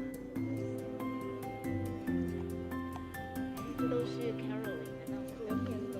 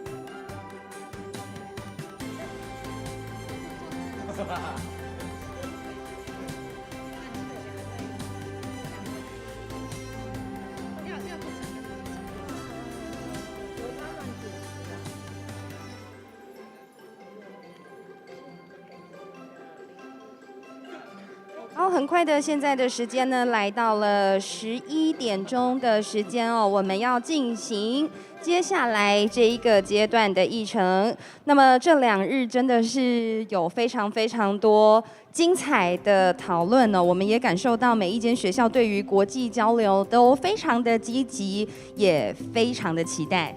是的 seeing the grand occasion of the 2-day symposium, we can feel the positive expectations of the schools for international exchanges.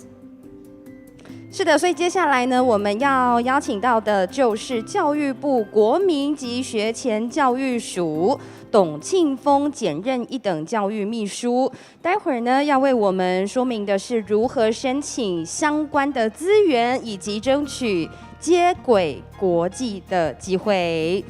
How to get to know more about how to how to apply for more international exchanges.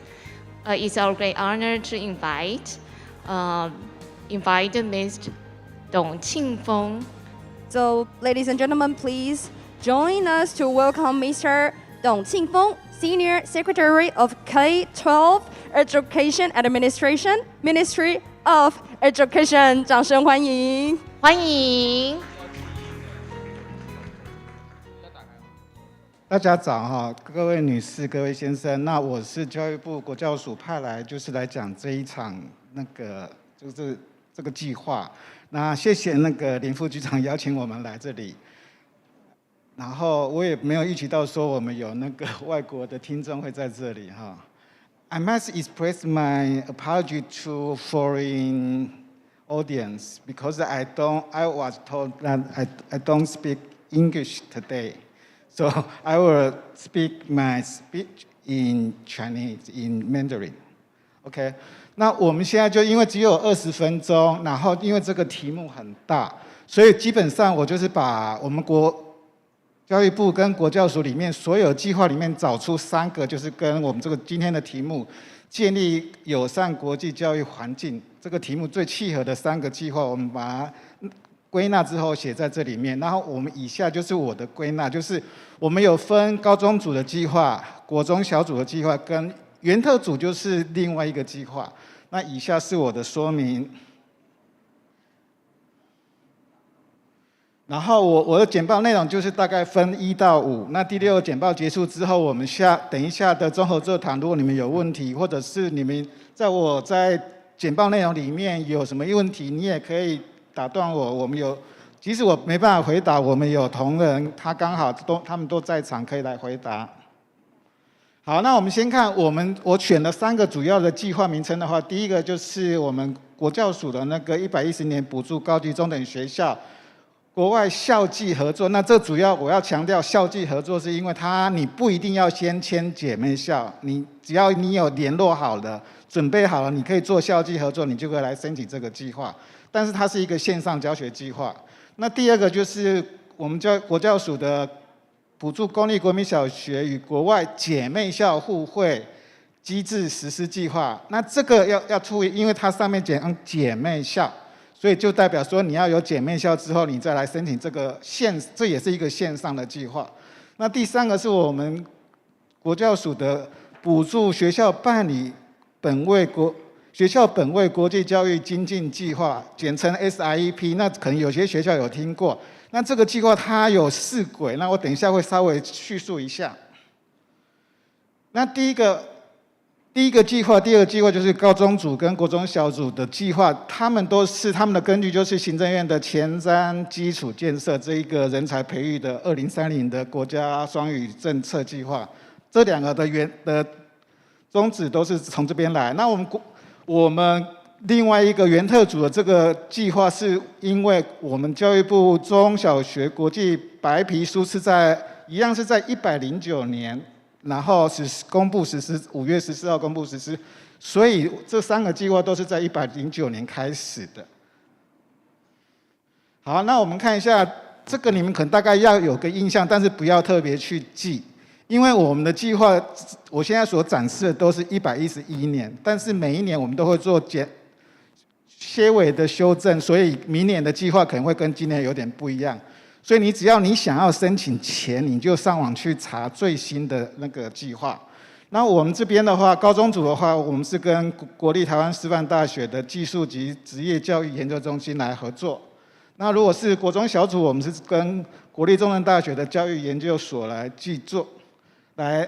来合作。那我为什么要把它标出来？因为这是你需要寄送纸本的文件，要寄到这里来。那第3个原特组的话，因为它那个计划有4轨，那它主要是国立台湾师范大学的团队来做，然后它特别是在国际交流这一块。那为什么我没有写说是哪个单位收？因为它是改成线上，所以这个是直接在上网去填报就好，没有收件的单位。好，那我们再看这个3个计划，我们高中组的补助对象，那对象可以从旧的，就是比如说110年参与的学校办理成效佳的，或者是双语实验班的申请者，或者是美英澳加等这英语系的合作学校，或者是偏远山区，或者是各校资源愿意提出来的。那国中小组的补助对象就有那些跟我们有签 MOU 的，它最高是100校嘛。或者是已经或本属其他缔结姐妹校，那国中部它已经缔结姐妹校的话，它的国中部也可以来申请，或者是现在已经有合作的姐妹校，但是如果它已经有的话，就应该跟另外的国外学校缔结才会符合这个资格。等于说，你只要有个印象，不用去拍，因为这个计划每年都会有点修正。那最后一个原特组，那原特组我要特别讲一下，就是说，你只要有地方政府的学校，或者是教育部主管的学校里面，你想要做这4点，比如说第一个，你要做国际教育融入的国定课程，或者是国际教育融入的双语课程，或者是国际交流。那国际交流它又分线上跟实体，在这个计划里面都有。那再来就是学校国际化，就是你学校的环境怎么让它变成国际化，你需要一些资源可以来申请。所以这个计划很大，包山包海，但是同样的，它用的就很快。所以第3个计划可能如果要申请要快，那上面高中组跟国中小组的线上计划，它每年都有限定名额，所以你们也是，如果你有想要办理的话，你就赶快。然后我们再看计划的申请，我们先看高中组。那高中组它的申请的话，它有一个 deadline， 就是它有一个期限，是每年的话需要填计划书跟经费申请，在2月25号以前要送国立师范大学。但是如果是属于地方政府的话，你一定要先在地方政府主管那边先寄给他，然后经过他的审核之后，在会诊，比如说会诊列册，然后提排序意见之后，再寄给国立师范大学，所以可能你要更早。那如果是国教署直属的学校，那你就直接寄到这个时间这个学校，然后在2月25号以前。那审查标准，我们一定是都是公平、公正、公开哈，就是审查之后就会通知。那再来第二个计划就是国中小组了，那它一样是线上计划，然后它它的旧学校就是110年核定的76所里面，你可以再报，或者是第二个的话，它的期限如果是续办的话，它期限比较早，是在5月6号。那它的收件单位是国立中正大学教育学研究所。那如果是新申请案的话，它的期限是在5月20号前。然后一样就是，如果是属于地方政府了，你要先跟地方政府先办好，请他列册，然后提排序意见，因为可能同一个地方政府有很多学校想要申请，然后我们这个是资源有限，所以一定是请教育局处能够排出它的顺序，就是排列顺序，这样国教署要来审核会比较容易。那它如果是新申请案，它是在5月20日前。所以它时间晚了大概2个礼拜，那一样哈，它的审查一样都是受理之后，我们就会有一段时间的审查，会外聘的委员来审查。那第三个就是我们原特组的计划，那这个计划它包罗的范围就比较大，因为前面2个都是线上申请线上的计划，但是它要纸本申请。那这个计划它是各种实体或者是线上的计划都有。然后它是需要是在线上去申请，就是你不用寄送纸本。然后这里的话，我们规定的是说，每年2月底前，如果是你是属于地方政府的学校，你就要跟地方政府提出他的那个国际教育行政资源窗口去送出你的申请文件。然后地方政府在3月31，就是3月底前要完成初审，然后排列优先顺序给我函报我们本署。那当然，然后再来的话，每年我们组里面4月到5月就会就其他申请的案件在5月审查，然后在5月底前就会把它公布，然后转给学教师通知受补助的学校。那110年我把它标黄色，就是说，因为我们的学校本位国际教育精进计划已经从今年开始就是线上申请，所以明年就不会有纸本，今年也没有。那如果要选的话，就请在3月11号以前的话，到这个教育部中小学国际教育2.0全球资讯网。你如果觉得太长的话，你只要记住英文，就是 IETW 2.0。IE 就是国际教育嘛 ，International Education， 然后 TW 台湾，那2.0就是我们那个白皮书2.0，好，线上申请。然后我们基本上我们审查原则就是普及性、全面性跟衡平性。但是因为这个计划很大，我等一下会讲，在我们计划实施的方式，那我们高中组的话，我们实施的最主要有3种，就是线上文化交流，但是它只限第1年。然后线上合作教学、线上学分选修等等，这种3种的话，至少要选1种。那第1年的话，可以选前面的文化交流，但是第2年开始就只能选后面2项。然后它又有规定是说，第1学期至少要1次线上教学，第2学期至少要2次线上教学，这是一个重点。那这是这3部分。然后如果说是因为时差什么的话，它可以弹性的，你们的计划可以弹性的去调整。然后他如果有一些条件的话，他可以跟国外学校进行华语文的交流，这个也是可以接受的。这是高中组的计划的实施方式。如果我的补充不够，我们可以高中组的科长或者是国中小组的视察可以再帮我补充一下。再来第2个是国中小组，那国中小组你就要注意分成2部分。不是那是另外一个。国中小组的实施的话，主要一样就是3个，就是线上文化交流、线上合作教学跟线上弹性学习课程，一样就是至少选1样。那一样就是如果说有时差的关系，可以弹性去调整。你只要在计划书上面写清楚，然后他也是与国外互惠学校进行华语文的交流，这个也是可以接受的。好，那再来原特组的话，原特组这边我要大概讲一下，就是说，因为它可以有实体的，可以有线上，而且可以有其他方面，所以这个我们大概看一下。第一个，如果你们学校想要办，刚好有国外姐妹校想要来台湾访问的话，他这里办理外国学校师生来访的话，是原则上接待是10到20人为原则。这是我大概把它抓出来。那如果要办理本国师生出访的话，原则上是每团学生至少15人，然后每12位的话就可以有2位经济弱势的学生，而且那2位学生都可以有全额的补助。那再来出访交流活动的补助的话，以办理互访交流跟落地接待者为优先。就是说，如果你要去对方的国家，我们希望是对方能够接待，就是落地接待，意思就是说，你只要到了那边之后，剩下就是学校来处理，包括你的住宿、吃饭什么的。那反过来，你也要当他们来台湾的时候，这边的落地接待就是你们学校，所以这是要互相的。就是说，以落地接待的话，就是说你除了机票以外，剩下就是对方付。那对方来的话，就是除了机票以外，剩下就是你这边来 take care。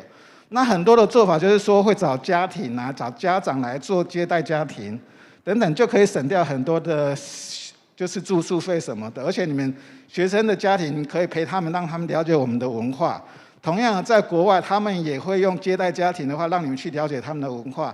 你会可能如果你出访1个礼拜，你就会跟他们生活1个礼拜，学习他们的文化，了解他们家里的那个一些种种的他们的规矩什么的礼仪。那我们来台湾，我们就会教他们，这是互惠的。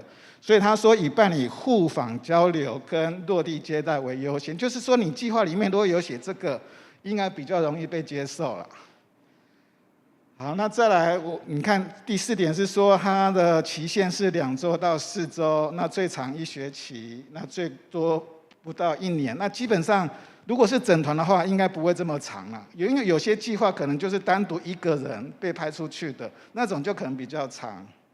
好，再来我们看金额。那金额的话，以高中组来讲的话，它有分资本门，就是每校资本门经费的话，以60万为限，那经常门是20万。那资本门就是说你可以买一些器材什么的，那经常门就是其他的20万为限。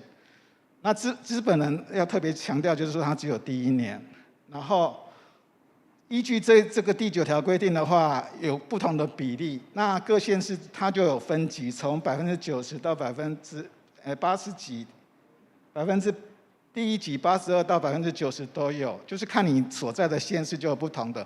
那剩下的并不是学校出，剩下的是地方政府要负担。那国中小组的话，一样就是60万跟20万，然后一样分资本门、经常门，然后一样它有一个补助的标准，但是补助标准跟刚刚的高中组是有点不一样，它就从90到80，从50到90，它的 range 很大。那如果110年，这边我要特别写的，因为它计划里面有写说，如果核定之后第2年未续办的话，就要将核定的资本门设备收回。那这是计划上写的，所以这个你们要特别注意。那110年度核定的学校，如果计划第2年续办，国教署将4元资本人设备的老旧程度，可以额外再编经费来汰换。就是说，如果你第1年申请，第2年又申请，但是你的器材没有办法使用，有可能就是国教署会再编经费给你汰换。那第3个计划就是原特组，就是我刚刚讲的那个很大的计划。那这里的话，最主要就是说，如果是国际教育地方培力团的话，任务窗口，这可能有些学校知道，它最高给30万，这是给任务学校。那如果是主管地方政府或是教育部主管的学校，它的国际教育融入国定课程或者是双语课程的话，最高是核定20万。那第3个就是说，如果说地方政府或教育部的主管学校办理国际交流，那国际交流就是我把它画成黄色的部分，这些包括外国学生来访、本国师生出访，或者是国际网络交流等等，国际会议、竞赛、外籍人士入校志工服务这些都算啊，但是我们排除了香港、澳门跟大陆地区的交流啊。那每学年最多核定50万。那地方政府学校及教育部主管学校的国际化，就是指设备或者是你的环境哈，这些包括国际化目标、特色、校园化、人力国际化等等。它又分初阶、进阶、高阶。那每校的话，每一阶只能申请一次。简单的讲，就是说一个学校最多可以申请3次。这个学校国际化，你可以申请国际化的初阶，那初阶完就变成申请进阶，然后再来申请最后一次就是高阶。哦，那每一次就是大概20万。这是它的第4个。那第5个就是各计划承办人的联络资讯。那这个你们可能就大概要有个印象记起来，就是说我们高中组、国中小组、原特组的话，都各有一个承办人。如果是你针对计划或者是计划的更新，你可以直接问他们，因为他们是承办人，他们会有最新的计划。然后或者是你可以上网去查，就是依照刚刚的那些资讯，你去检索说最新的计划是哪一个。哦，所以你们可以跟他联络说，如果说你需要他们问说计划，或者你对计划不了解，但是如果是送件，就是要我刚刚最开始那个时候的那个3个学校，哦，他们是负责去收件，然后去找外聘的审查委员来审查，哦，所以因为20分了，所以以上这是我的简报。那我想说，因为我们的各组都做了很精美的简报，我想说，我还是让你们看一下他们制作精美的简报。虽然我不要陈述，但是他们简报就是，如果说有机会有更长的时间，可以让高中组、国中小组个别来讲的话，他们有很精彩的，像这个他报告大纲、双语政策这些，就会比我今天讲的更吸引人。我今天只是说因为时间短，然后我想说让你3个计划有个概念。哦，这是高中组的计划，然后你看它，让你可以一看就很清楚。它也可以把 SDG 的这些议题融进来。哦，因为他们制作，我觉得我没有用，觉得很不好意思啊，所以我想说让他们走过去。这是后面就是跟我刚刚所讲的都比较像。哦，我刚刚都有提过了，就是实施计划方式等等。助啊什么的，好，那再来的话就是国中小组，那国中小组他们也制作那个简报哈，他们也是做得很好，然后大概也都跟我刚刚提的文字一样，只是说他们比我有丰富性、多样性，然后他们也有附上一些他们学校的交流计划，你也可以去问一下这些，如果你认识这些学校的话，可以请他们跟他们参考。哦，那以上就是我的简报，因为时间到，所以谢谢各位，谢谢。再次最热烈的掌声，我们非常感谢董庆峰检任一等教育秘书，谢谢 ，Thank you so much, Mr. 董。接下来呢，就让我们邀请桃园市政府教育局林威志副局长要上台呢，来为我们简报，并且来带领稍后的讨论。Please join me to welcome Mr. 林威志 Deputy Director General of 桃园 Department of Education。有请我们的林副局长。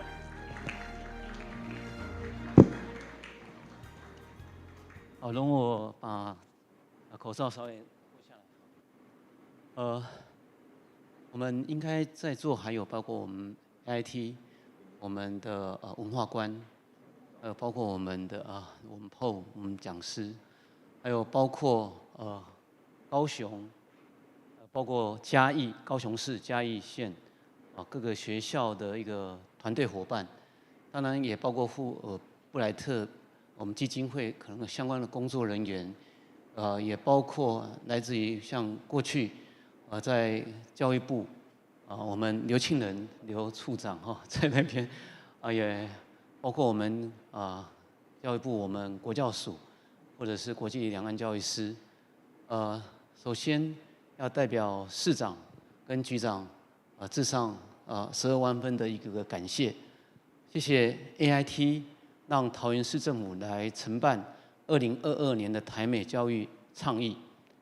在这个倡议，因为我没有全程参与，所以有一些经验，或者是所学习到的地方，我是经由，特别是冯丽莹校长昨天晚上被我call，他可能深夜还在写一些简单的一些心得回馈那我想我就终结，先就我聆听到的一些重点，跟大家做一个分享，因为这样的一种经验，事实上是很难能可贵的。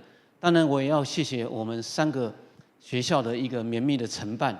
昨天局长有特别讲 ，AIT 对于我们这一次的承办活动里面，应该还是算肯定满意的包括桃园高中徐宗胜校长跟团队，桃高的团队是包括我们服务外面的这些同学，我们丽丽国中，我们谢一修校长，还有修校长的团队。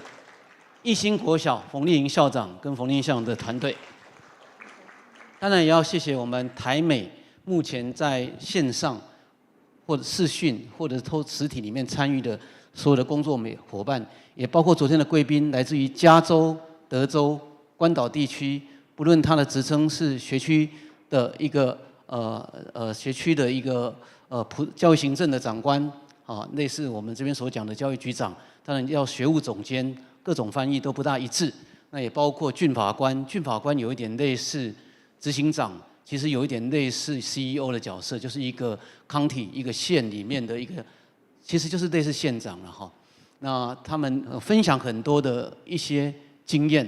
那今天我就我所听到的，我把它综整成15个重点，作为我们这一次的一个部分，也能献铺。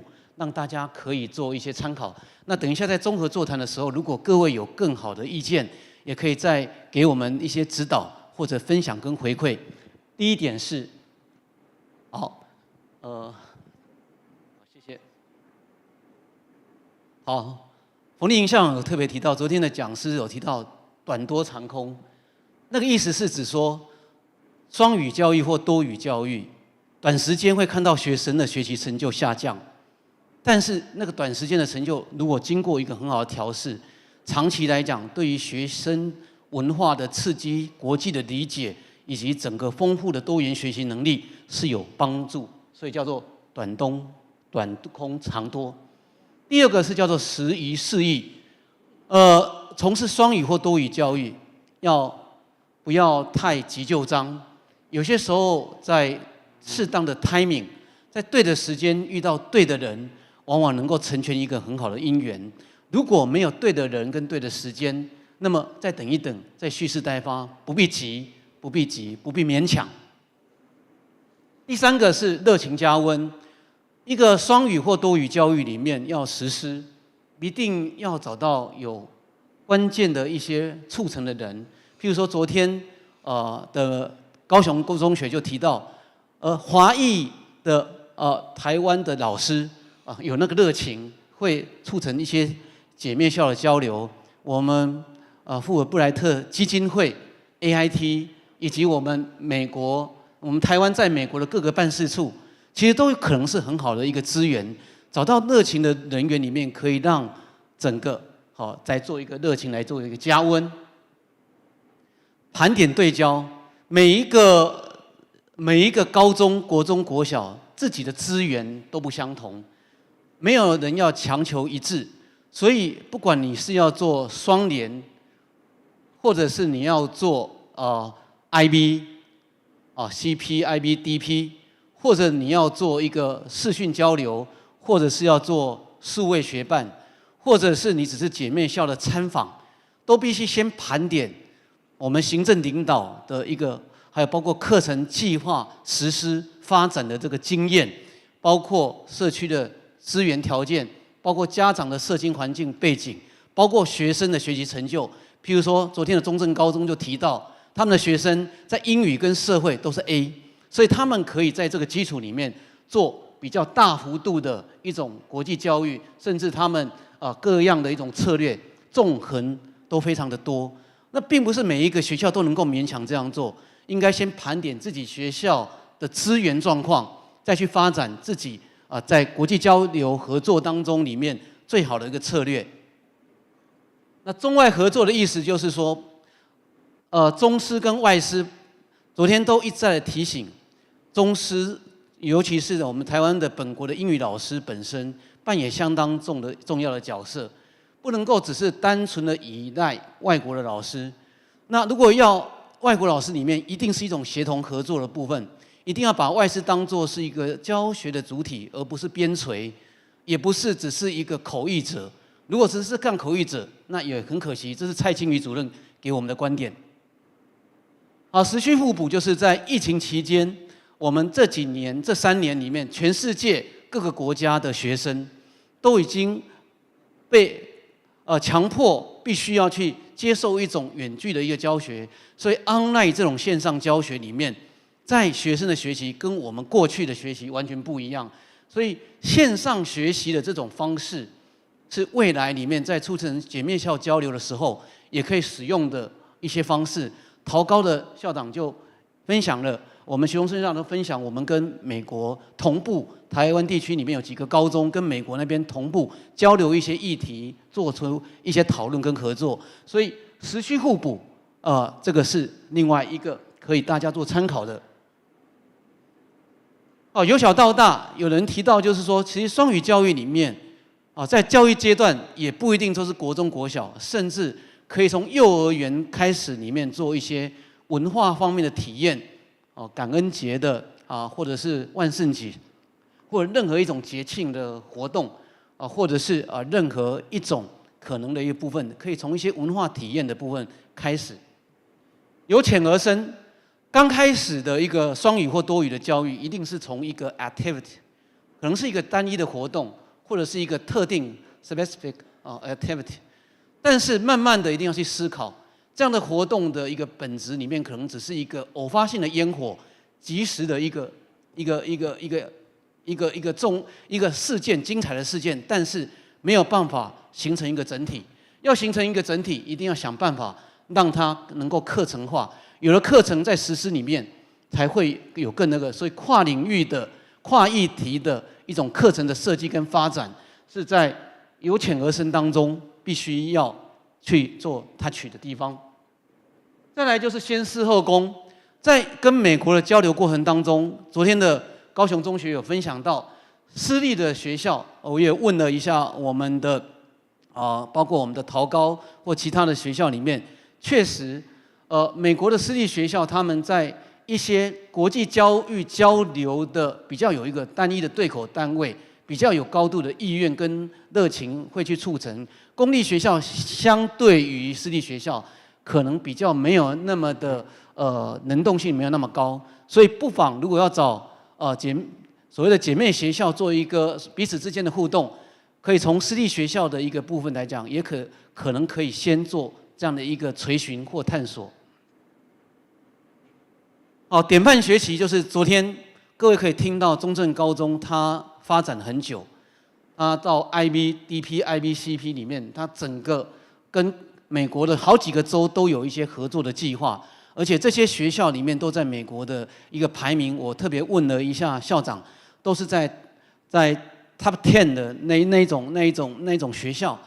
但是试问，我也问他，台北市的高中是不是都做到你这种地步？没有。所以中正高中是一个很特殊的一部分，有台北市教育局几百万的经费之后做一些挹注跟协助。那他已经建立了一个很好的一个典范。那这个典范的学习里面，我们可以当做一个 pattern 去做一些转移跟学习。那这个转移学习里面，我们或许可以看到他们的一些精彩，然后把它转化吸收成为我自己学校校本实施的一种方式。以终为始，不要忘记所有的双语或多语的教学，学生才是我们最大利益的考量。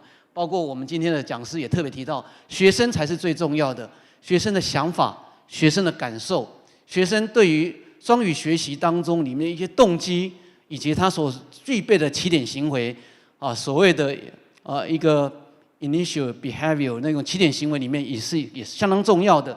以终为始，要回到学生的考量。不是你只是想要做一个亮丽的、有名的来成就行政去成就我们自己的一个很好的声名，你应该要考虑的就是成就生命以外，最重要是我们学生真的要获益，以终为始。永续支持就是不管这中央或地方，或者是来自于世界各国，包括 AIT 包括各种部分来讲，我们都必须持续系统性的在经费、在政策、在法令、在各项的一个补助、在方案上面里面，不要只是偶发式一次的部分，要永续，这样才能够到位。特别是我们今天的老师都提到说，2030双语国家看起来好像是梦，其实他觉得仍然是可以触及，就看我们有没有决心想要去做这件事情。这个决心可能来自于政府，我也必须讲到来自于政府里面 ，initiate 这个名词倡议本身，在英文里面是代表一个 step 一个步骤 ，first step 或 action， 在做某一个事情里面的一个计划或行动。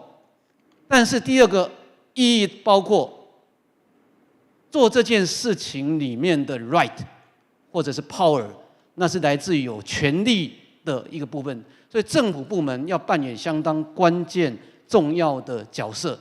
第三个是 ability 跟所谓的 attitude， 那个是在学校层级里面，学校里面的能力是不是到达了，教职员能力是不是到达了，我们对于这些国际交流的智能是不是到达了，以及我们的 attitude， 我们的情谊或态度是不是已经准备要拥抱这个世界，准备要做这一方面的一个准备，我们准备了才是一个 initiative， 它是一个倡议，那个倡议本身是有很深的一种英语的一种哲学的意涵。今天的老师特别提到专业发展，所谓的 CPD，continue 所谓的一个professional development， 专业的发展。双语教育过程当中里面，教师的专业知能是扮演最关键的角色。所以老师是不是能够 open-minded， 是不是能够risk taker 勇于冒险？老师本身是不是对于caring 很关心所有的学生所在的一切？老师本身是不是能够真的能够从一些thinker 多面向的一个思考以及扮演一些很重要的一些关键的角色？老师的专业知识跟技能无疑的扮演关键的角色，所以他的知识、技能、情谊以及包括他专业方面的一个进展，在专业发展里面是扮演很重要的一个角色。多元创意是来自于我们今天讲师提到的 Summer Camp。我们过去的一种双语教育或多语教育里面，其实我自己的女儿到菲律宾的宿务丢了大概6个礼拜，回来以后听说读写确实进步很快。这里面就讲了一种所谓的夏令营的活动，非制式的一种活动里面，往往提供一些更让孩子可以积极主动、冒险，而且具有一种文化多样性，或者是更敏捷思考。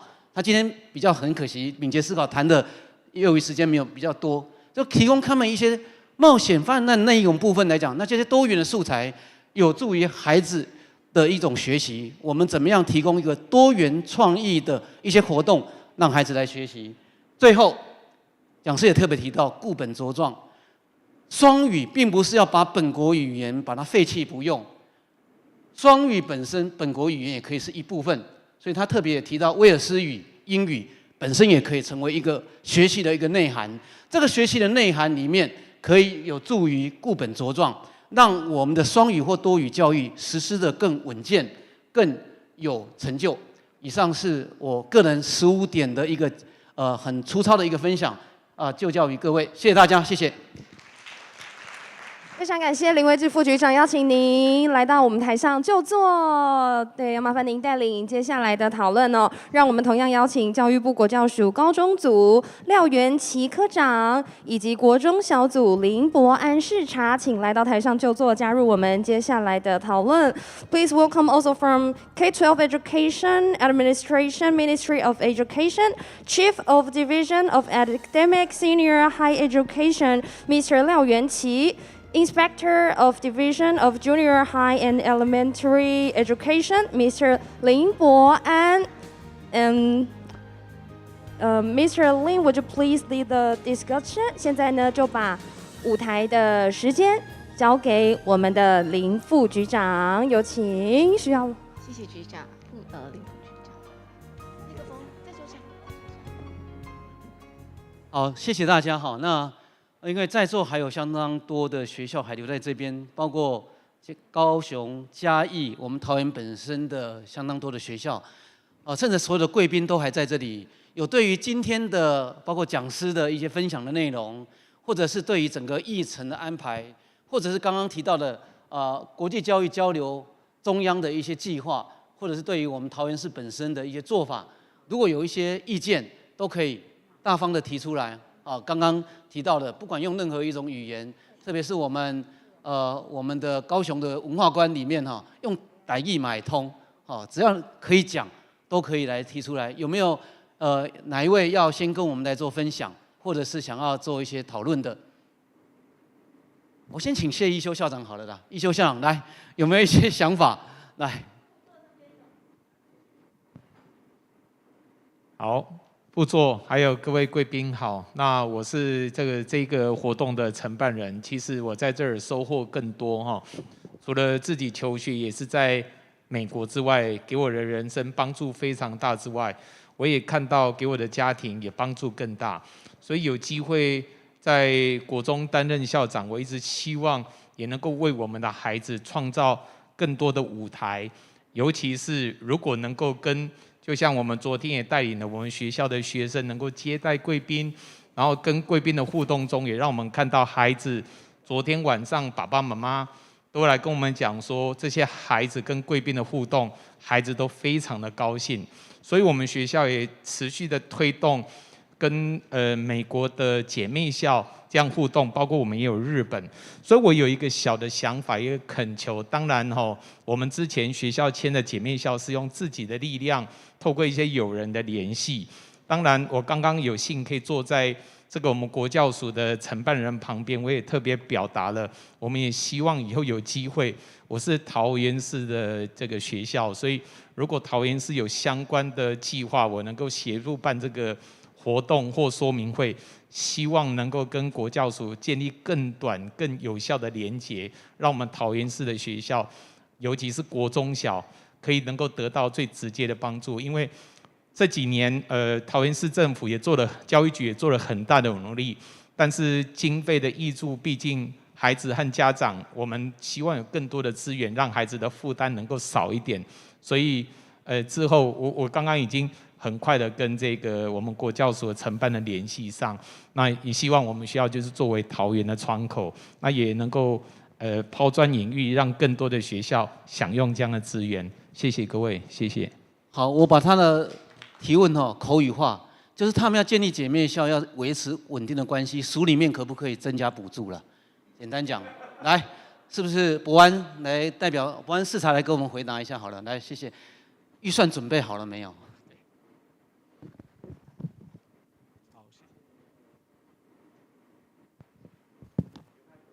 好，谢谢副座，然后还有各位师长哦。那我是国教署国中小组的博安。那署里面配合我们2030的双语政策，那有推动姐妹校的计划。那今天也很高兴，就是其实很多的师长其实在我们计划的团队里面，所以包含刚刚大家在享用桃园市精心准备的这个茶点的同时，那会场有静态的展览，那其中有蛮多学校都是我们姐妹校的实施计划。那我刚才有看了一下，我们桃园市大概目前已经有4所学校加入就是署里面补助姐妹校的这个行列。那未来，因为我们因应2030的双语国家，其实是会持续做相关的增建，那也会持续的办理，就是扩大计划的办理。那所以这个部分也当然很欢迎各县市或者是桃园市的学校都能够来参加。那我这边大概简单说明一下，刚刚我们在简报的时候，我们简密其实已经有就是大概说明了，就是我们在整个计划的推动首年，因为学校的部分我们会进行一些线上的视讯的交流，就是跟国外的学校做交流。那这个部分我们会补助相关的那个硬体设备的经费，那首年大概会有60万。那之后每一年我们的那个活动经费都会有20万，对，那所以这其实是一个蛮稳定、蛮固定的经费，来可以协助学校做一个国际文化的交流。那所以如果可以的话，那也欢迎所有的学校那一起来参与这个计划。对，以上。好，我们再扣for2个问题好不好？因为副市长已经到了，来，哪一边有？就请说好不好？哪一个学校？然后意见哈，来是，谢谢。大家好，高雄中学。那这要讲的是我个人的意见，不代表我们学校哈。我个人并不太赞同教育部推这个双联学制，在公立学校上面。公立学校的目的是维持社会正义哈。那我们挹注这么多经费在公立学校上，可是我们现在因为少子化的原因，我们其实也看到很多私立学校经营上困难。既然有这个市场需求，那应该把这个市场归给私校，而让私校得以能够存活。所以这一个为了这些少数的学生，然后花这么多钱，这是不是应该做？那各位你们可能不知道，我们事实上高雄中学在2016年就开始接触 IB、A Level 等等 International Curriculum。我们发现光是每年的注册费以及这些讲师的训练费，要花很多很多的钱。那刚刚就有学校的校长吧说，那希望教育部能够给钱，资源就这么多，钱应该用在该花的身上，而且这些能够去美国读书的学生啊，他们事实上应该不需要，就高中生而言，那个学费多高啊？是不是有必要由教育部出钱？这是我第一点哈。那第二个，因为去年有机会待在美国啊，跟他们学校接触，我认为今天这么重要的一个会议，应该要有外交部的代表过来，因为我们真的要去建立姐妹校关系，一个相当重要的管道，必须由我们驻美的外交人员去帮我们协寻。好，比方说我们学校目前所找到的学校，其实透过美国在地的这个驻美外交人员帮忙帮助很大。那今天这么重要的一个会议，我相信大家都希望能够达成一些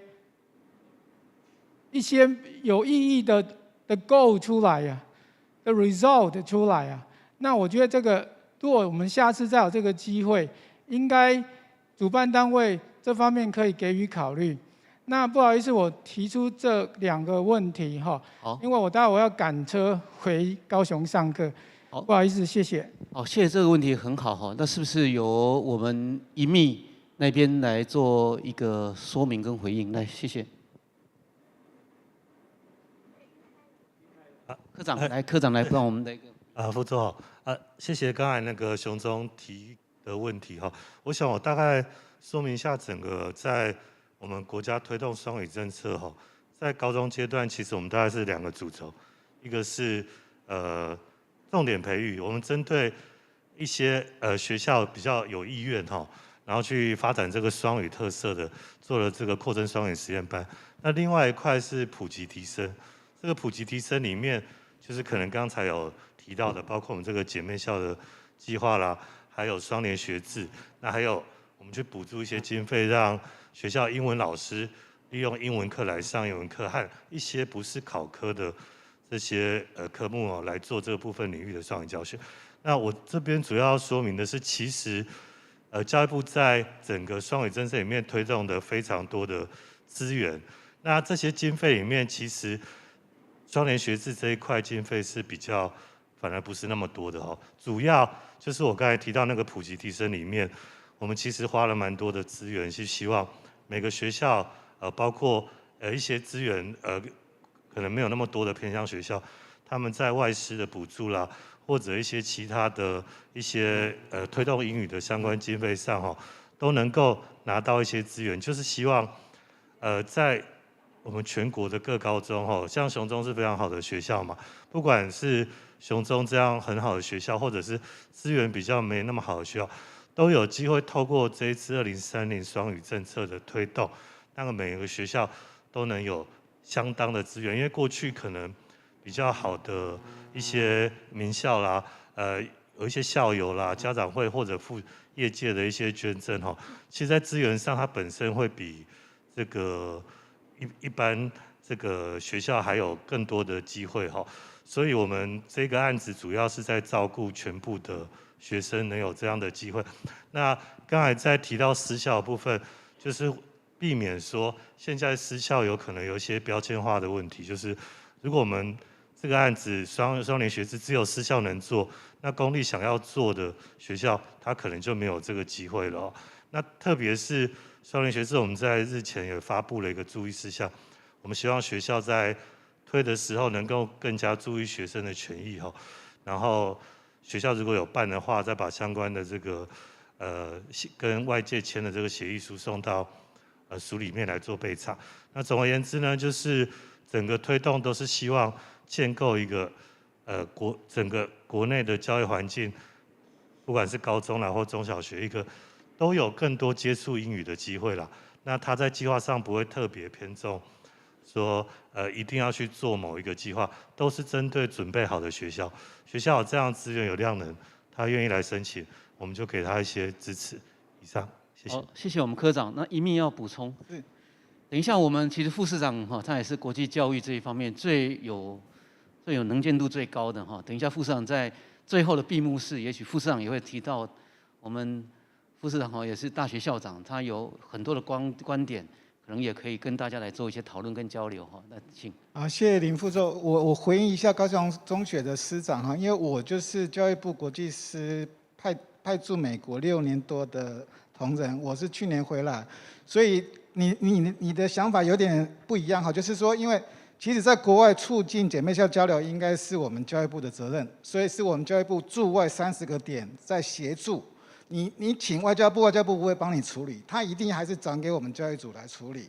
那我今天就被派驻在这里，所以代表这个桃园市政府有邀请我们一起来，而且我们理事长就是教育部国际师，他现在正在隔壁在开另外一个会，所以也是在做这个国际教育，也是在做姐妹校，所以我们是有派人，所以不要误解，就是说桃园县政府跟 AIT 做得很好，我们都在这里。好，以上。好，各位还有没有一些问题？各位还有没有一些问题？那是因为所有的一些意见，其实这是一个开放的一个场域了哈。我们基本上来参与的人都是 open minded 的，就是会广泛的包容不同于自己的一个意见，不管是正面的、负面的、质疑的、挑战的、支持的，我们都同样尊重。那是不是我们今天综合座谈先到这里哈？我们要由我们副市长来给我们做一个闭幕。我们是不是再一次欢迎我们的副市长？谢谢。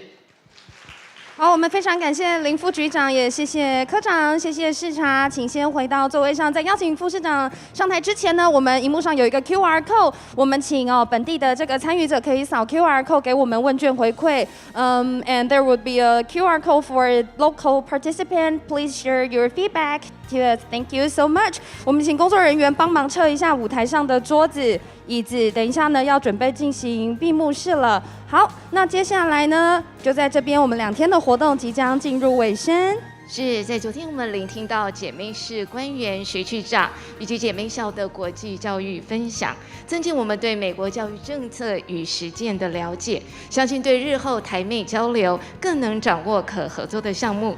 今天我们聆听到 Dr. Magnuson 对于双语教育的精彩讲座。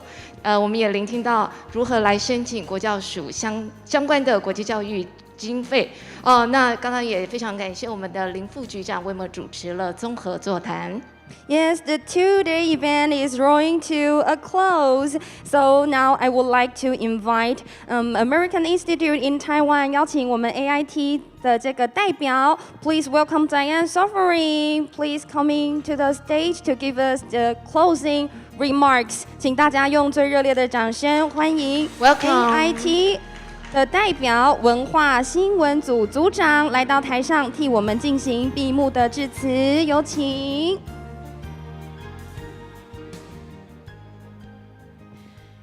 Thank you so much, everyone, for this great two-day conference, and especially thanks to the Taoyuan City government for putting on such a wonderful event, to the Education Bureau, and to the Deputy Mayor of Taoyuan for hosting this event. Thank you to all of the representatives from Kaohsiung, Chiayi, Taoyuan, and other cities in Taiwan, and to our foreign guests for coming to participate. I hope this conference has given everybody some new contacts, some people in the US. I hope you collected some business cards to follow up so you can start developing more sister school relationships, and also some connections with each other in Taiwan and sharing best practices and ideas.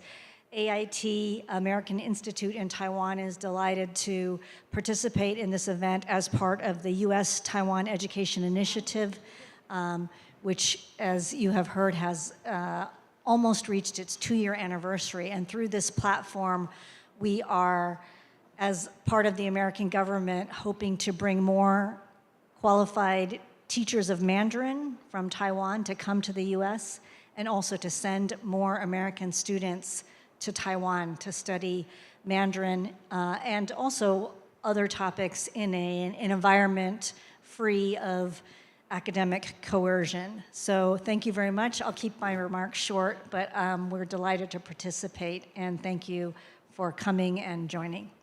Thank you so much, Ms. Sovereign. Please return to your seats. Thank you so much. 好，在这里呢，就要邀请我们再次热烈掌声，感谢我们 AIT 的 Diane Sovereign. Thank you so much.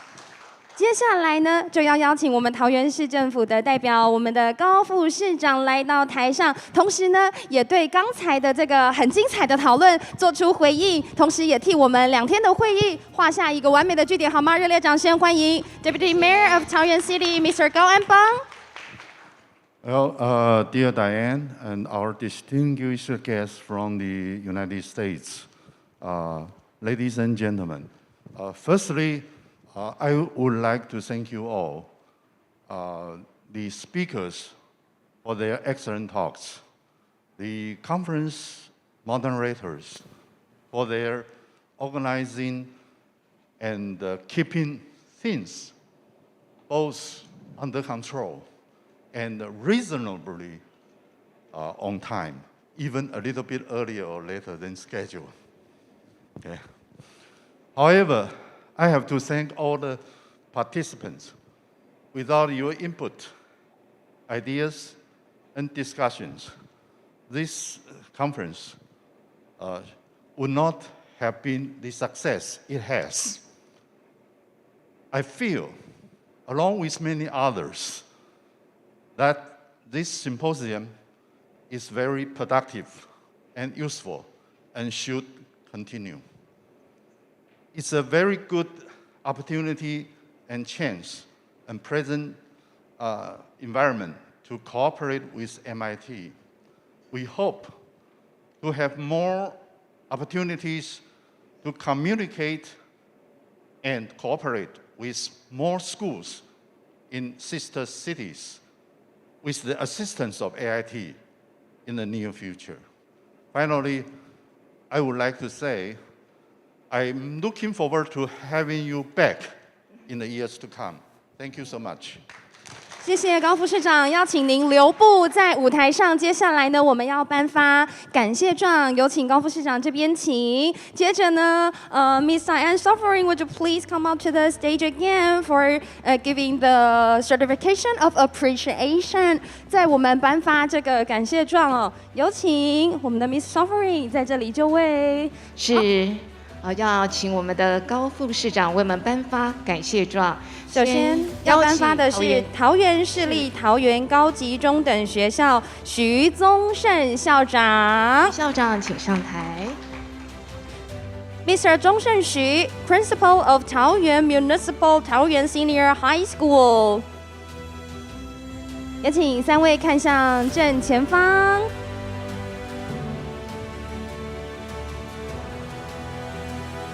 It's up to your choice if you can take off your mask. 就是如果大家愿意的话，也是可以暂时把口罩拿下来，在拍照的时候是没有问题的。Ready? 3, 2, 1.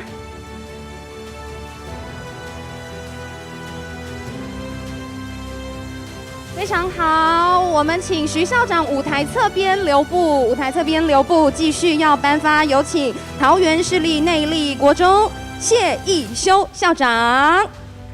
Please welcome Mr. 钟义修徐 Principal of桃园 Municipal 内壢 Junior High School， 有请。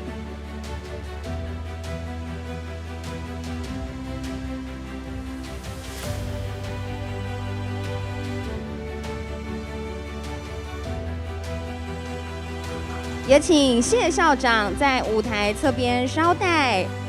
接着有请桃园市立义兴国小冯丽莹校长来到舞台上。非常感谢校长大力支持，筹办2天的会议，让我们的这个研讨会非常顺利，非常圆满。Special thanks to Li Yingfeng, Principal of Taoyuan Municipal Yixing Bilingual and Innovative School. 接着邀请3位校长一起来到中间合影 ，We take a group photo together. 好，有请。校长非常的客气哦，站在外面，让我们的长官在队伍的中间。好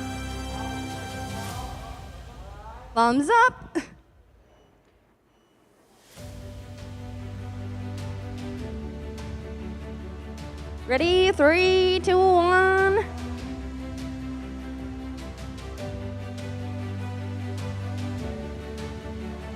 好 ，It's motion video. Wave your hands. Yes. 大家再次给我们场上的长官以及校长们最热烈的掌声。